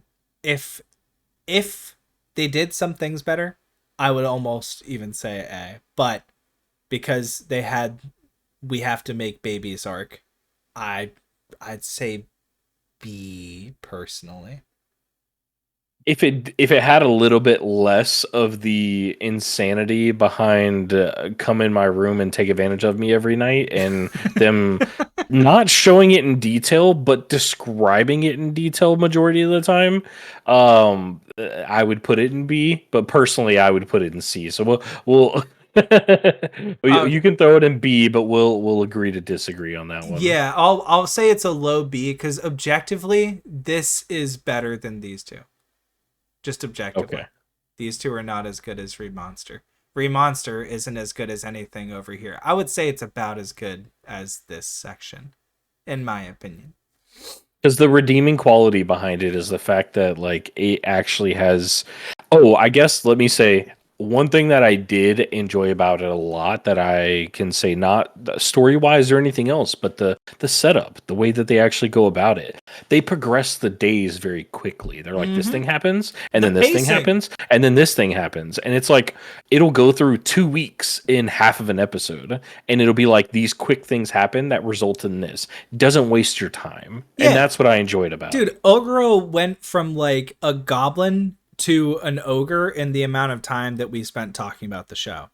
Exactly. And it's very good at respecting your time and understanding that, yeah, we've got these degenerate shit, we've got this other stuff, but like, here's the politics, here's the crazy, insane powers, here's the Mm-hmm. people, here's why they matter, here's what's going on. So the Mm-hmm. pacing of it was done extremely well. That's the best part of the show. Yeah, the fan service is a little bit over the top, but I got it. It is funny when Yeah, I'll say when he goes to the with the, Dryad for the first time, and it's just like, yeah, like powers like ultra instinct activates libido.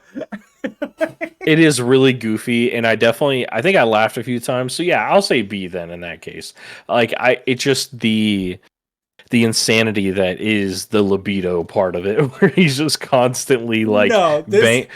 As we said earlier, it's a banger because he be banging everything.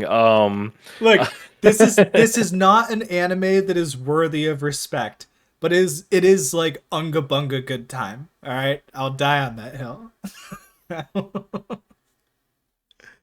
Oh my goodness. I think you'll have better things to say about Go Go Loser Ranger than I will, so I want you to start it.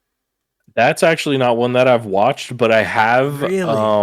I have picked up the manga at the store and looked over it a little. It was one that I planned to get into before we possibly even did this video. But I just hadn't had the time. I was watching other things and catching up on other shows and playing Persona 3 Reload a lot. Oh yeah. No, But fair enough. it apparently it's pretty interesting. It's got a good concept to kind of get things going, but I don't know a ton about it. Look, I just hate it conceptually from the beginning. But I also recognize that it is objectively better than these two shows. Like by far. I would say it's probably somewhere in high B. Um just cuz the concept just doesn't catch me. It's Power Rangers if they were evil, but I don't think that they handled that concept in the best possible way, and I don't think they focused on the most interesting aspects of the show most of the time. At the very least, in season one, they could come back for a really strong season two, even in my opinion. But this just sometimes you watch something and you're just like, this isn't for me. Like I just don't like this. Like this is it would appeal to somebody else, but for some reason I hate this. I'm that way with mechas. I just straight up won't Hmm. watch a mecha because I already know I'll hate it. I can't disagree more. Yeah, then that's totally fair. I fully recognize that that's just like most dudes love mechas, but I for some reason something activates in my brain where I watch it and I'm just like, eh. Like my least favorite I'm part of gonna get you 86 to was the I robots. and I know everybody talks about 86. That's also one that I have planned to watch by the end of the year. Mm-hmm. But I know Gundam obviously is the biggest one. I will suggest you watch not The Witch from Mercury, but the one that came out right before that. I can't remember the name of it. It's Iron a Blooded movie. Orphans. No, I don't think it's that one. It's a movie. But I am going to suggest you watch that only because everything about it is done extremely well and it also doesn't waste your time. It's short and sweet, but on a whole other thing with the Go Ranger one, is it like Power Ranger wannabe? Is it the like that whole setup or is it mostly mecha stuff It within it? no. I'm sorry. I brought up the mecha thing as an analogy. There's really not a lot of Oh. mecha at all. It's the Super Sentai Squad fighting actual aliens that came to invade Earth, but they subjugated the aliens like 10 years ago, and so the aliens are more or less slaves to make the Super Sentai TV show that they do every week. And so you're supposed to be sympathetic to the fighters. That's what they're called, the aliens. They're fighters. You're supposed to be sympathetic to them and the independent players that, you know, they don't necessarily believe in what the Super Sentai guys are doing. They don't like them very much. And the Super Sentai guys are, sort of depicted as evil. But then by the end of season one, like basically everything is flipped on its head more or less. So like they play around with sort of morality a lot, and most of the time I really didn't know which side I was supposed to be rooting for, to be honest with you. Hmm. So I didn't hate it like fundamental. Like I recognize that the only reason I don't like this show is because of my preferences, 1,000,000%. So, uh, I will check it out and I'll get back with you and I'll tell you if it's good or bad. yeah. You gotta make an update in the comment section. Yeah, yeah. Just By the way, the Gundam I was referencing is one that came out in 2021 called Hathaway. Very good movie. okay. I will consider it, but don't be surprised if the thing happens. Mm. I Your don't know what trash it. taste come out? I mean, what? Yeah, I mean, look. God, I don't know what it is about mechas specifically because, like, Ready Player One of my favorite movies of all time, the scene where the Iron Giant pops out, the scene where they actually have the Gundam like show up, I Hmm. fucking loved both of those. I adored both of those. Recreators, one of my favorite anime of all time. The fact that there is a giant mecha that like the kid is piloting in that show makes it infinitely better and way more interesting. It's not their existence fundamentally, but there is something about mecha anime that every single time I watch one, I'm just like it seems like they rely on the fact that people like mechas going into it. and I think 86 didn't really do that, which is why I was kind of interested in it. I don't think Gurren Lagann does that either. But I think most mechas do, where like that's the most interesting thing about the show.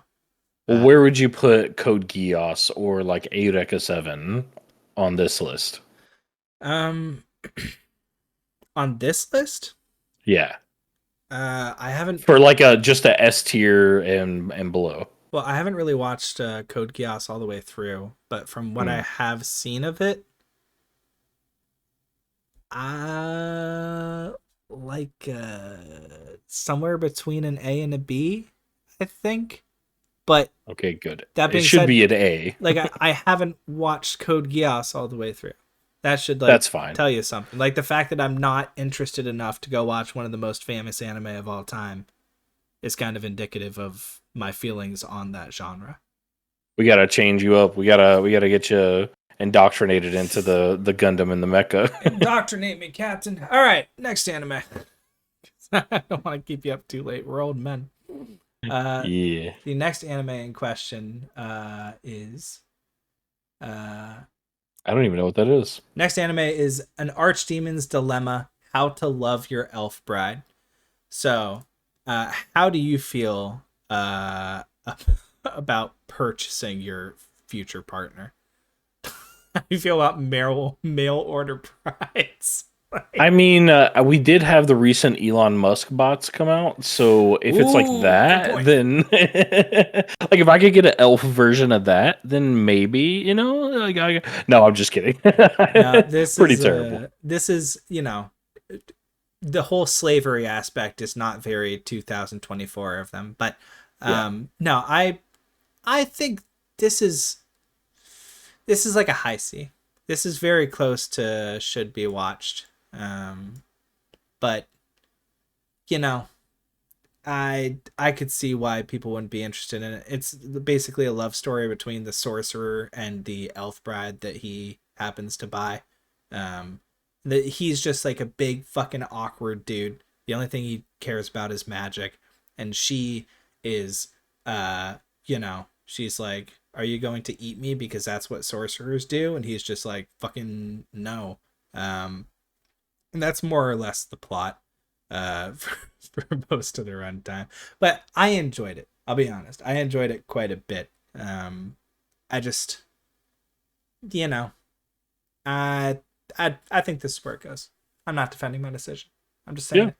Just saying it out loud and then moving on like a real man. Now this one I do know about. The dog fucker.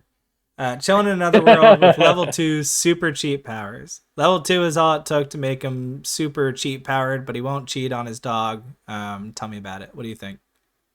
I would say a C. Really? For me it's very basic. The animation is so basic. There's nothing going for it. I think that the way that they have it set up behind the actual plot of the story is the best part, where it's like the overworld and the way that he gets kind of kicked out of the kingdom and the way that they kind of go about it with a little bit of spoilers there. Basically, he uses his super OP powers to kind of reset his life by taking in these people who are actually pretty well written. I would say some of the side characters are pretty well written, but Mm-hmm. the overall story and how it's executed is very basic. There's nothing extra going for it that intrigued me. It's just like any other isekai or any other, like, I have powers and I want to take over the world, or not necessarily take over the world, but I want to work to have a better life, and I want to fix the things that are wrong with the current area or world that I'm in. And because of that, it just seemed so boring. I watched the entire thing. I didn't skip any of it, but it was not engaging. And I did find myself reaching for my phone pretty often. So because of that, I would give it a C. I respect your opinion, which is why I'm going to put it in C. But I'm going to put it at the top of C. I completely agree with everything you said, more or less, because you're right. There is no overarching story that's especially interesting. They just do all of the little things well, which I respected a lot, which is why I gave it a pretty decent score. If this was my list alone, I'd have it in B just because I thought like I said, it was the little things when it came to this one. It was the big bazoink. No, the The fact that relationship there's between like the Demon King. yeah, the relationship and between the demon lord and the lady knight, who's just like scared shitless of him, and he's just yeah. like, I'll be honest, I find that hot. He's like, I'm gonna come back tomorrow and I'm gonna impress you. Like, and some of that I agree is written very well. That's why I said some of the side characters they're done in a pretty unique way for some of the Yeah. parts, and it's got some decent comedy. But Mhm. outside of some of the good writing, it's got almost nothing else going for it. No, So I get that. There's nothing special here at all.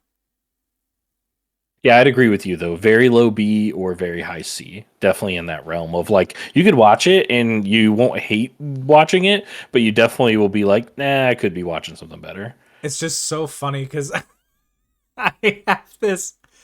Realistically, I actually no. If this isn't just my list, it's our list. We made this as a team. Yeah. But if this is my list, I have this over the last 3 anime in B. So, but I know there's a certain amount of, I hate Loser Ranger, but I know like if you go and watch Loser Ranger, you're gonna come back at me and be like, why the fuck did you put Loser Ranger in C? I think you'd be mad. So I gotta appeal to the people a little bit. I think people will like this. I just personally hate it. That being said, speaking of things that I personally fucking love, Thick Boy. Jesus Christ. He's not staying in D. I just gotta access the fucking name of the show. I forgot what it is. I was It's reincarnated the as the seventh prince. Yeah. Yep, seventh prince. So I can take my time perfecting my magical ability. Did you watch He's this also a 7-year-old. I mean, But he's thick as fuck. it is so gross whenever I watch the trailers for this and then hearing you and my other friend talk about it, where it's like, it's actually not that bad, apparently. Story wise, animation wise, everything else, not that bad. But visually, unironically, all the way up there. really? Oh my god, dude. The fight scenes. It's the thighs? Is that No. what visually got you? All right, first of all, fuck off, because I don't appreciate. No, that's a bad precedent. All right, so You can even see in this tiny little thumbnail right here that he has bigger thighs than everyone else on the entire screen. No. Like, holy shit, man. Oh my god. No. Okay. No, seriously though, the fight scenes in this anime are some of the best from the season. Wow. No joke. Like the way that they draw magic is just so fucking pretty, dude. Ugh.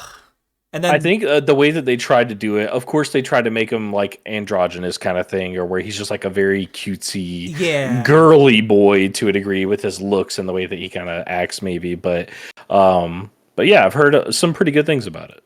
No, it is. It's extremely good, actually. I don't remember if I've really had any complaints about it, because at the very least, like with something like Remonster, or I think this was also true of Level 2 Super Cheat Powers. Going into the ending, it sort of turns into like a big fucking nothing burger. Like, you don't really care about what's going on toward the end. I think he was taking a princess back to her kingdom, but it was mostly they were having babies and there was a deer or something. I don't know. Like, Remonster falls off really hard, which is why I don't mind, having it be in the, barely recommended category, even though this is probably the strongest start out of like maybe the entire list, or at least it's pretty high up there in terms of just the start of the anime. But Seventh Prince gets better toward the end. It like the story that they end up telling in the second half of the first season is extremely touching and really fucking good. And to top that off with the way that they draw magic, their fight scenes, and this thick ass boy. I think in looking at the other characters, apparently he's not the only thick one in the show. No. So But allow me to clarify something, child. yeah. Although we are cracking jokes about it because it's all over the internet as well. Like it's all over the place. Dude, it didn't even need to be on the internet. Like episode 1 is just him in like the hot spring with all of the big Bazoinga maids that work at the castle. It's crazy. They just put that on TV. I don't understand. No, this isn't 4chan black holes or anything like that. This is Crunchyroll. No, this was awesome. This was one of my favorite anime from this season for sure. So It is on my list. I do plan to watch it specifically from your recommendation when I talked to you about it a while ago. mhm. But I'm looking forward to see what happens to the thick 7-year-old or 10-year-old, whatever he is. I don't appreciate you putting it like that. Uh, okay. Moving on. Spice and Wolf remake. I haven't watched it. It's 25 episodes. I'm probably going to cover it on this season, binging last season. Unless you want to say something about it. Nope, I know that it's very beloved as the old school one, and apparently they didn't finish it, so now they are rebooting it and refinishing it.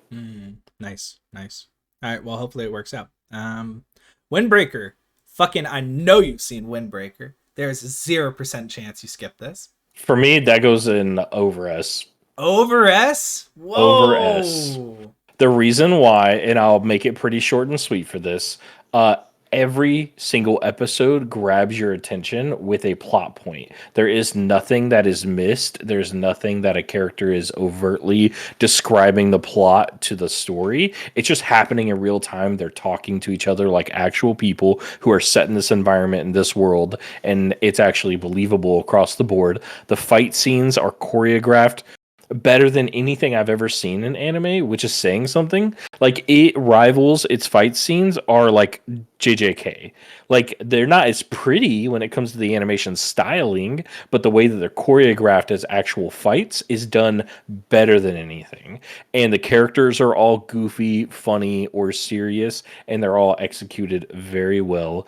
The music is top notch. The world that they presented in is top notch, and the story just keeps going. It never has like a lull, really. It may have it for like part of an episode, but then that's to set up to actually get it going for the later part. So for me, it's a must watch. All right, I'll tell you what. Here's the thing. I do hold some of Windbreaker's faults against it. So I think the pacing from the first season is not that great. Or maybe pacing may or may not be the right word. Maybe the planning wasn't good for season one. I don't like the fact that we got a whole episode about Nire before he was even remotely likable. When by the end of the season, they sort of fizzled out because the main story of Windbreaker season one is done by episode like 9 or 10. Yeah, and that's true. More or less, the last couple episodes are filler. But setting up more of the school and maybe the next season and some of the other characters that are coming to play. Totally fucking set up the next season. 1,000,000%. And it really bothered me that they spent that time setting up the next season instead of like wrapping up their own story. I don't want you to set up another season that I'm going to have to wait for. Like, I want your story to be presented in such a way where you can set up another season, sure, but make sure that the end of the season is wrapping up the season. Don't make me wait on season 2. I don't like that.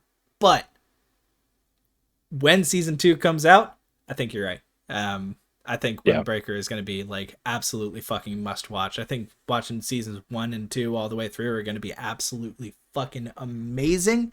And I think that there's another one that you're going to try to put in over S, and I'm saving my veto for that.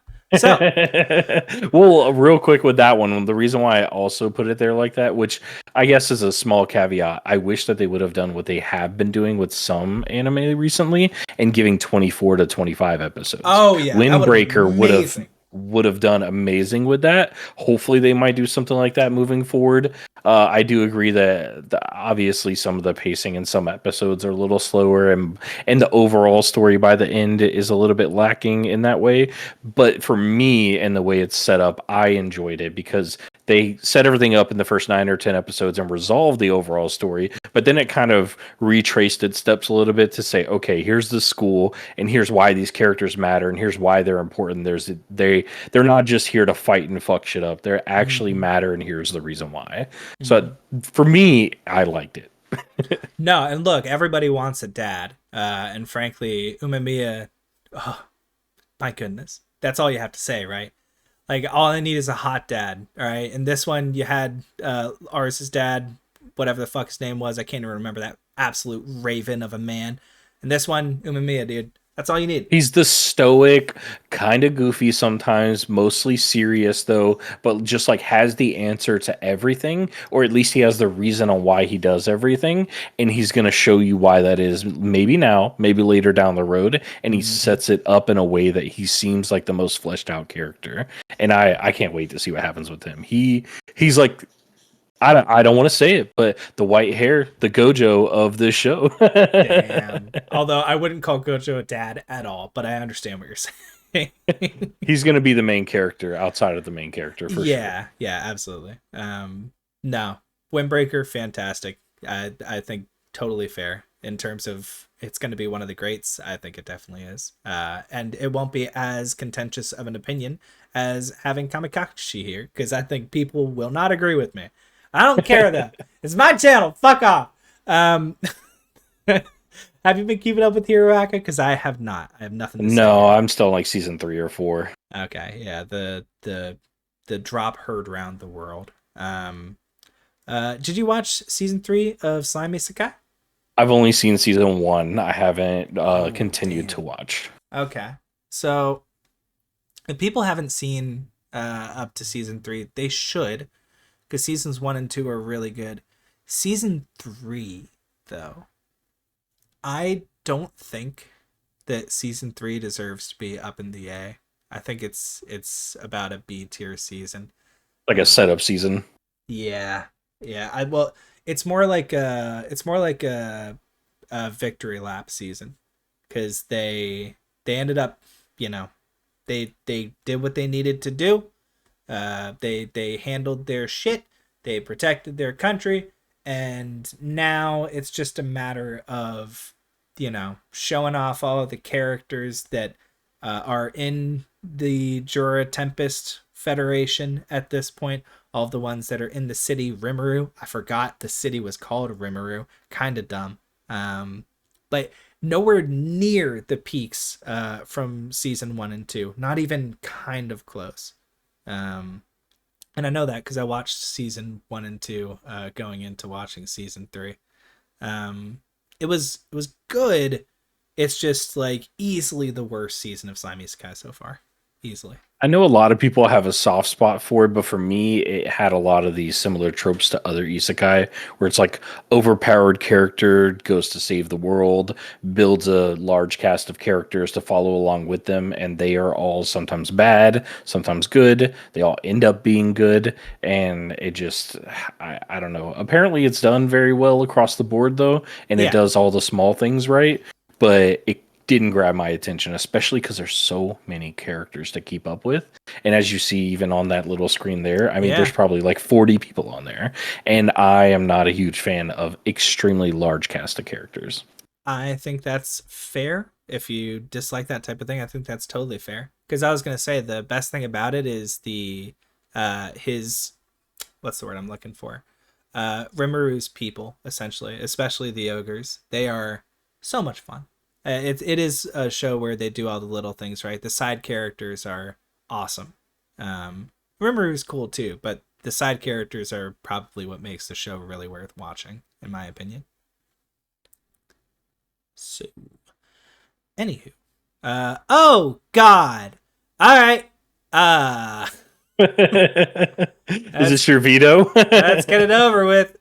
There's no way you think Mashoka Tensei is over S, do you?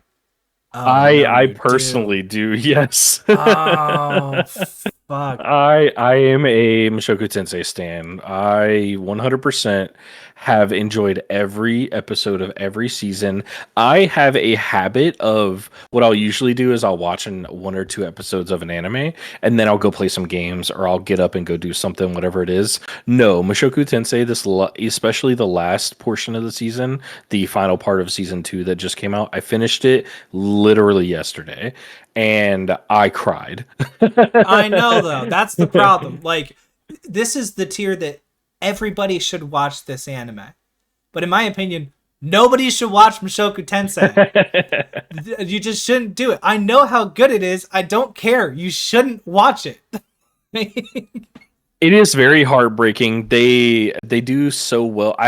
My main thing, which everyone is always going to probably agree with, the characters and the way that they portray the world and how they live in it is done.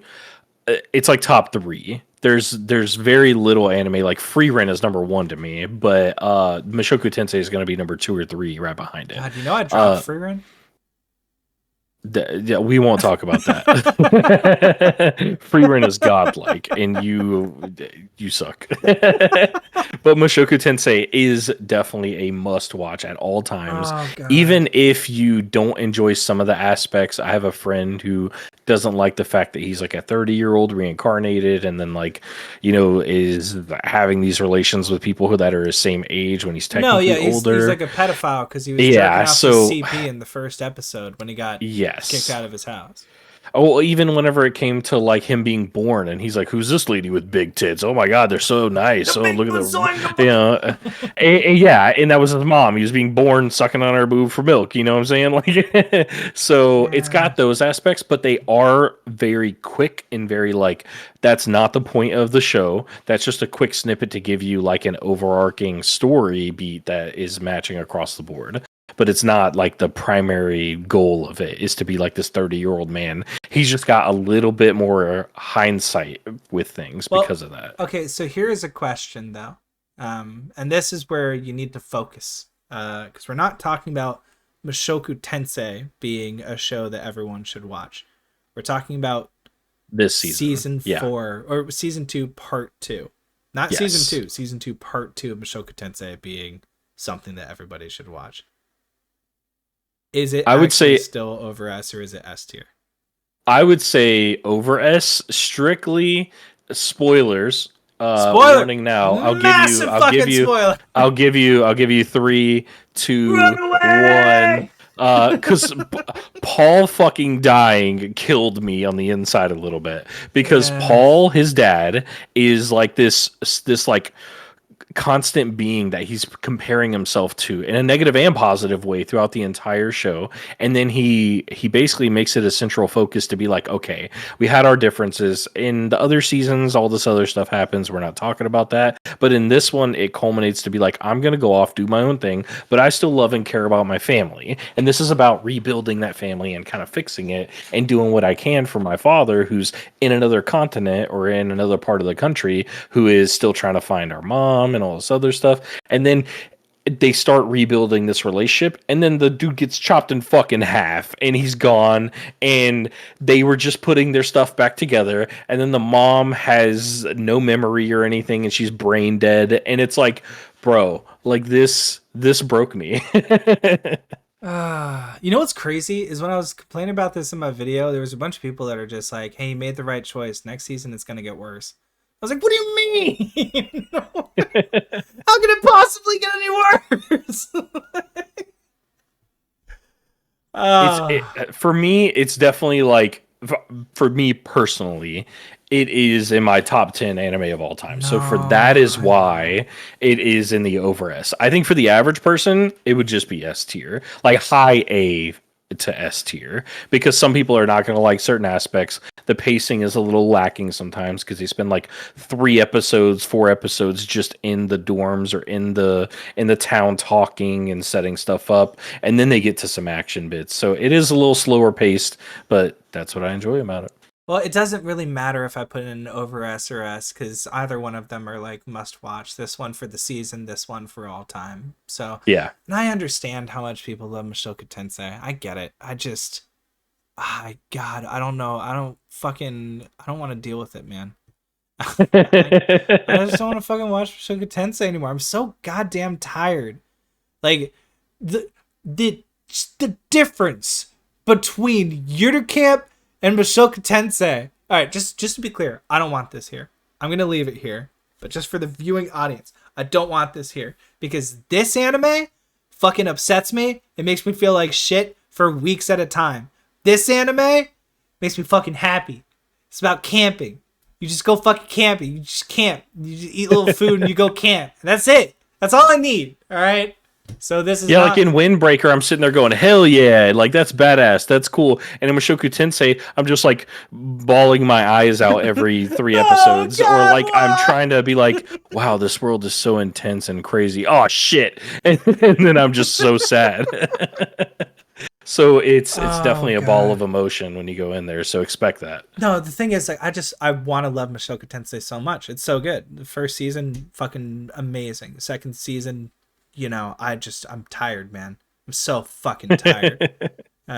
Even with like the first season ending so roughly, it's like the first season was still good. Here's the thing, even with the first season ending so roughly, I didn't care.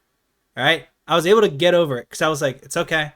So we're just gonna keep it. We're just gonna keep it Yeah, I trucking. thought the ending of first season was also pretty rough. So I'm Yeah. with you. No, we're just gonna keep trucking. We're gonna, I'm gonna go back to enjoying this after this. But they just fucking keep going. They don't stop. It's not getting better. It's never gonna get better. And that's why I don't think people should watch this. Because, like, until they decide to stop being such a fucking sadist about their fucking manga, all right? Just. Yeah, watch at your own risk. Oh, God. All right, whatever. You watch Konosuba? I haven't been keeping up with it. I don't know. Haven't kept up with All it, but right. the previous seasons were great.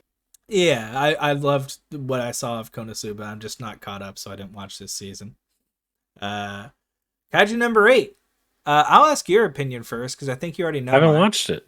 Really? Yeah, I was waiting because my son wanted to watch it with me, so I haven't watched it yet. Okay. Um, I don't think it's over us actually. I think Kaiju number 8 though is 100% like of all of the anime from this season, Kaiju number 8 is the one you should watch. Um, that was probably the best thing to come out this season, hands down. Okay. So In you're saying I should watch spring it without 2024. him and then watch it again with him? You could easily do that. You could. Okay. The I just highlights won't are tell him. He won't watch this. It's okay. the highlights are off the chain. It's just unbelievable in so many ways. It was the best thing that came out in spring 2024. That's like not even a question. The only reason Shoka Tensei is here is to satisfy all the fucking masochists out there. Um, Although, well, that's interesting though. So I have Windbreaker up here, even though I thought Kaiju number 8 was better as a season. We'll we'll I we'll, think. we'll address that later. We'll address that in a minute. Did you have anything to say about the? Well, you said you haven't watched it, so Yeah, I haven't watched it, but everything about it is a little bit unique, especially because they finally allowed someone to be our age. He's like a 30-year-old man who is actually just like doing his thing instead of some 17-year-old, 15-year-old, or like degenerate 22-year-old or whatever it is. It's someone who's like a little bit older and a little bit more mature, and it seems like it's you got that going. you must not have seen my last video. No, I didn't. We got represented super hard in summer. Good. we got like super represented. Anyway. All right, Demon Slayer, the Hashira training arc. I watched the first episode and that was it. This yet? I haven't. All right. Well, so here's the thing, right? No, it's the worst season of Demon Slayer, but maybe just for the fight scene in episode 8 alone, I would have it in A. Yeah, actually, yeah, no, it just belongs in A. The worst season of Demon Slayer is still better than most anime. I Yeah. think that's safe to say. Yeah, if you're keeping up with Demon Slayer, you already know it's been a banger start to finish. Hashira Training Arc was the slowest season. That's obviously for a reason. They're setting up like 3 movies, I think, to cover the Infinity Castle, and we're approaching the end of Demon Slayer. But based on the end of Hashira Training Arc, they're going to come out with a fucking vengeance for the next piece of media that they release. I believe it is a movie. It's going to be completely insane, and I'm looking forward to it. All right. So, dungeon. You're gonna be surprised. I mean, I would put it S. Yeah, not over S. I'd put it S. Because I don't think it's a all timer or anything like that, and it's gonna be like an all timer unless they go absolutely nuts next season. But I would say it's close to being over S.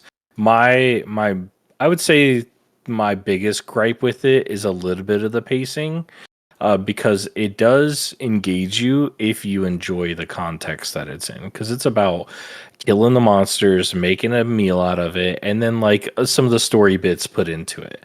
But they don't really give you enough story. The characters are done extremely well, and the way that they they mesh together is done almost better than anything else this season, I would say, as far as I can recall. But it's just not an engaging story overall yet. And that's Yeah. the reason why I don't think it's like grabbed me fully, but it is in that category of like I definitely think you should watch it regardless of anything else because the world building is top notch. They do such a good job at that.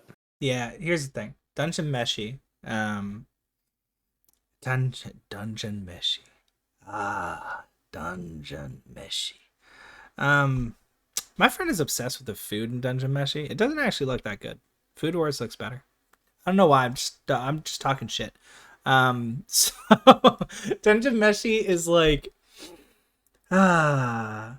Here's the thing. You might not remember this because you haven't seen my video in such a long time because it was disappeared off the face of the platform by the producers Kadokawa, who can suck my balls. But I did have a complaint about Dungeon Meshi, which is I was pissed off about how they left off season one. And what I said was when season two comes out, I actually think Dungeon Meshi might be like an all time GOAT when it comes to the entire story. I just cannot respect, even though, and bearing that in mind, I still think it belongs in the S tier for this season or for shows that ended in spring 2024. Anyway, this was from winter. But bearing all that in mind, um, I still think it's an S, even though the ending was not. It didn't wrap up its own story at all, in any way, shape, or form. And every time I do these reviews on my channel, I'm taking the season into account. I'm not taking the whole show. So for like Mushoku Tensei, I don't know if this belongs in Over S as a season because I don't really remember anything other than the fight at the end. Um, but I know Everything with Roxy and the school and all that setting up and the doll that they find and they start learning about teleportation through it. It's good. yeah, I don't know if I completely agree. But I know for a fact that Dungeon Meshi seems like when they release season two and actually complete their story, it's going to be something really special. It's just they completely cut it off at the end. It's like there should be another episode and then there just isn't. And if I'm sort of reviewing a season of anime, I have to keep that in mind. And it would lose points there, but it still doesn't even lose enough points to get out of S. It's just so good.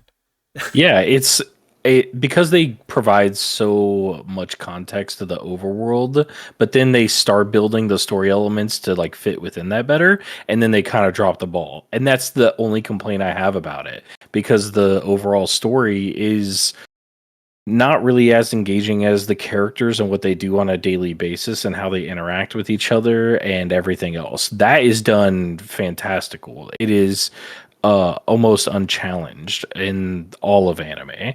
And that's what keeps it at an S. But the way that the story is set up, the way it pays off is the weakest link for sure. Yeah, and speaking of the weakest link, Tsukimichi season two, uh, I'm just that's just me being salty. Realistically, probably goes here. I just finished season one earlier today, actually. I think, if I recall. I watched so much stuff that I forget the time And frames well, for it, but haven't watched the recent one. how much do you love the world of Tsukimichi now that you've seen season one? Like, I mean, season one, personally, I'd probably high B, low A in yeah. season one. Well, I'm talking about specifically the world. Like, aren't you so interested in like everything that they've set up? I wouldn't say particularly like a extremely large amount. I think the whole like demon plane and the way they have it set up with the politics going there is pretty interesting. But outside of that, no, not Well, I guess personally. I'm just full of shit then. But Yeah. frankly, no, the fact that I love the characters. I love the characters. I love the story, the overarching story that they're, the journey that he's on, sort of following his parents' footsteps and righting some wrongs along the way and trying not to be seen as this like pig-faced monster. Yeah. I love everything about it, but god damn, do they never deliver on anything. They just can't. They refuse to. It's like you call them, at their like phone number listed in the yellow pages, and you go, "Hi, do you do delivery?" And they're like, "No." They don't.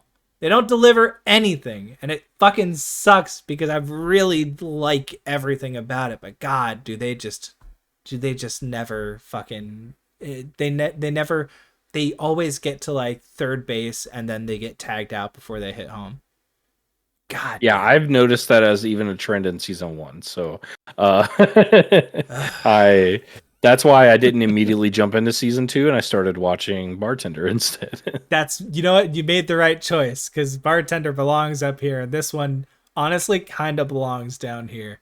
Even though the highs are better than other shows that are higher than it, it's just so frustrating that they just never manage to slide home, I guess. Boy, that took a long time. Yeah, that took way longer than expected. But this looks to be our list. Is there anything that you want to change? Because there's a few things I want to change in terms of the order of how everything looks.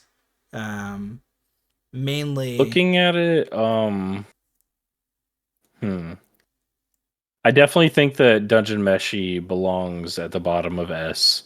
I don't think it belongs in A at all because it is an S, but it's just like tiptoeing that line. I agree.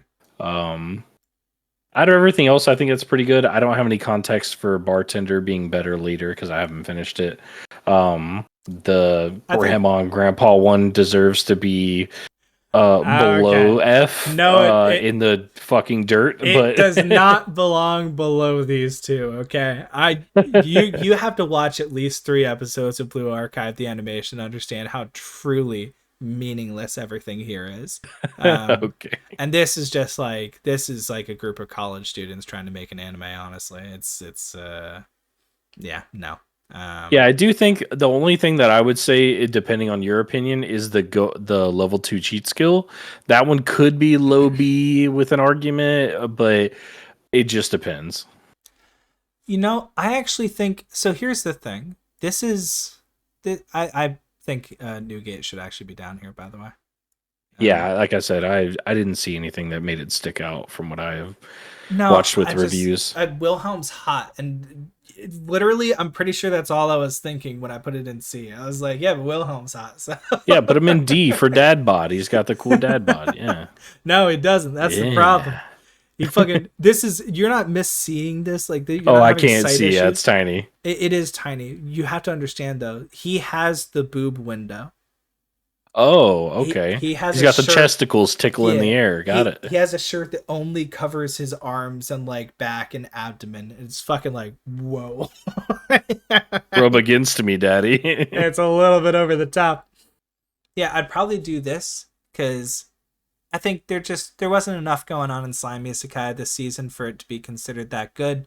I as much as I hate Loser Ranger, I know that's just my preferences, and there's actually a lot of good stuff going on here.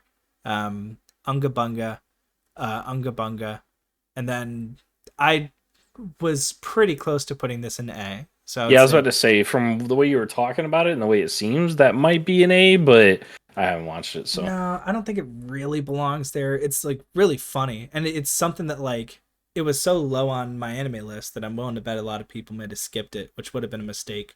And I skipped it a few times after reading its description. But you really can't trust descriptions at the end of the day. Sometimes you pick one of them that looks bad, like the fucking, oh god, from Summer, the isekai, the one about the author that wants to kill himself. Did you watch that? I did not. It's so fucking good. It's the only good isekai from last season, from Summer. It's unbelievably good. Yeah. No longer allowed in the world? Yes, no longer allowed in another world. Holy fuck. I've read That's that on my description list. a few times, and I can't believe how low I thought of that show before I started watching it compared to how much I enjoyed it. I thought it was the dumbest thing ever based on the description alone. So Salad Bowl is Hmm. pretty similar, but I don't think it's quite at the like. I think it's safe to say everything A and above is special. Um, Yeah, yeah. like everything A and It's above is missing that really, special sauce. yeah, yeah. From what I saw anyway, I've only seen 2 episodes. Maybe I'm totally wrong about that. Um, but these are all. I could tell from episode 1 that this was going to be special unless it falls off a cliff. Bartender's just got something special that I think people need to see. This is visually beautiful. This is just my preferences. Uh, Demon Slayer stays good all the time. Jellyfish Can't Swim in the Night is it's well, we were talking about whether or not it should be S. So I think the fact that it's there is obvious. Dungeon Yeah. Meshi cuts off, in a poor place. Yuta Camp, that's all me, baby. That's me putting it there because I want to. That's what that is. Train to the End of the World. People have to see Train to the End of the World. That's why like S tier is must see. People need to see that. And Kaiju number 8 is you know, Gonna be one of possibly, the greats, possibly. yeah, it's starting a franchise. I don't think it's the best thing that came out this season, obviously, because for me it's Kamikakushi. I think it deserves its spot there. And then Windbreaker.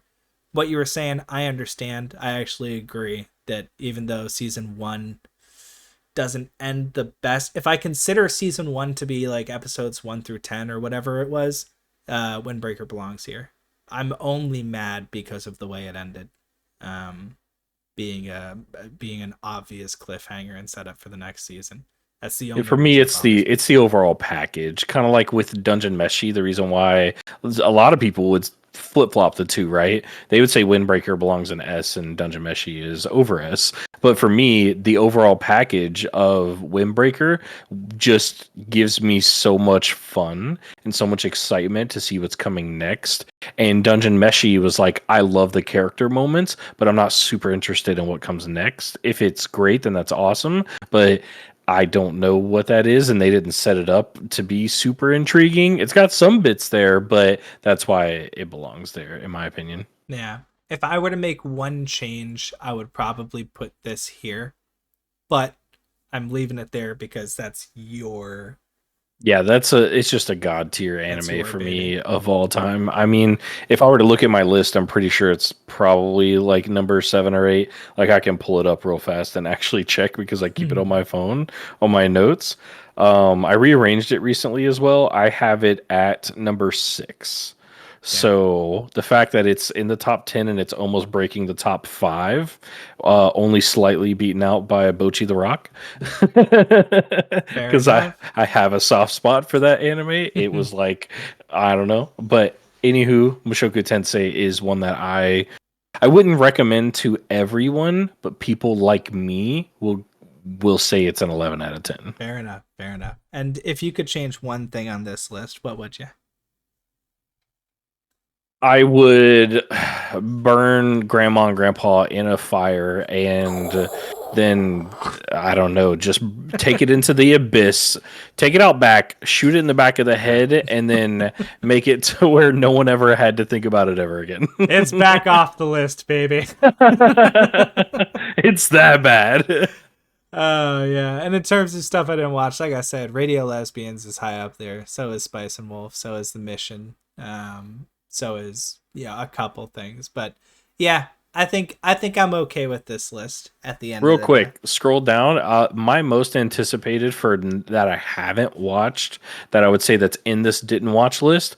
I really want to see Oblivion Battery. Everything I saw about that makes it seem pretty damn interesting. Mm. Fable looks to be a pretty unique story, and everything else it's got going for it just seems very like tightly packaged, which seems different than most things because everything tries to turn it into this overarching narrative and super long seasons, and it seems like it might be pretty short and pretty good overall.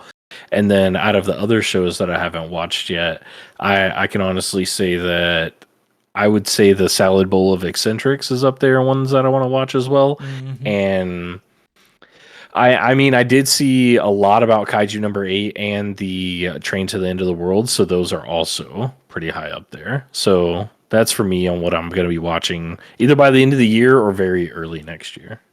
All right, man. Well, hey, I appreciate you making time for me to work on this. I know that at this point it is fucking podcast length, and I don't think there's a lot of stuff to edit out, and I'm a little worried. I thought this would be like 20 minutes. Just toss this bitch up there and fucking go.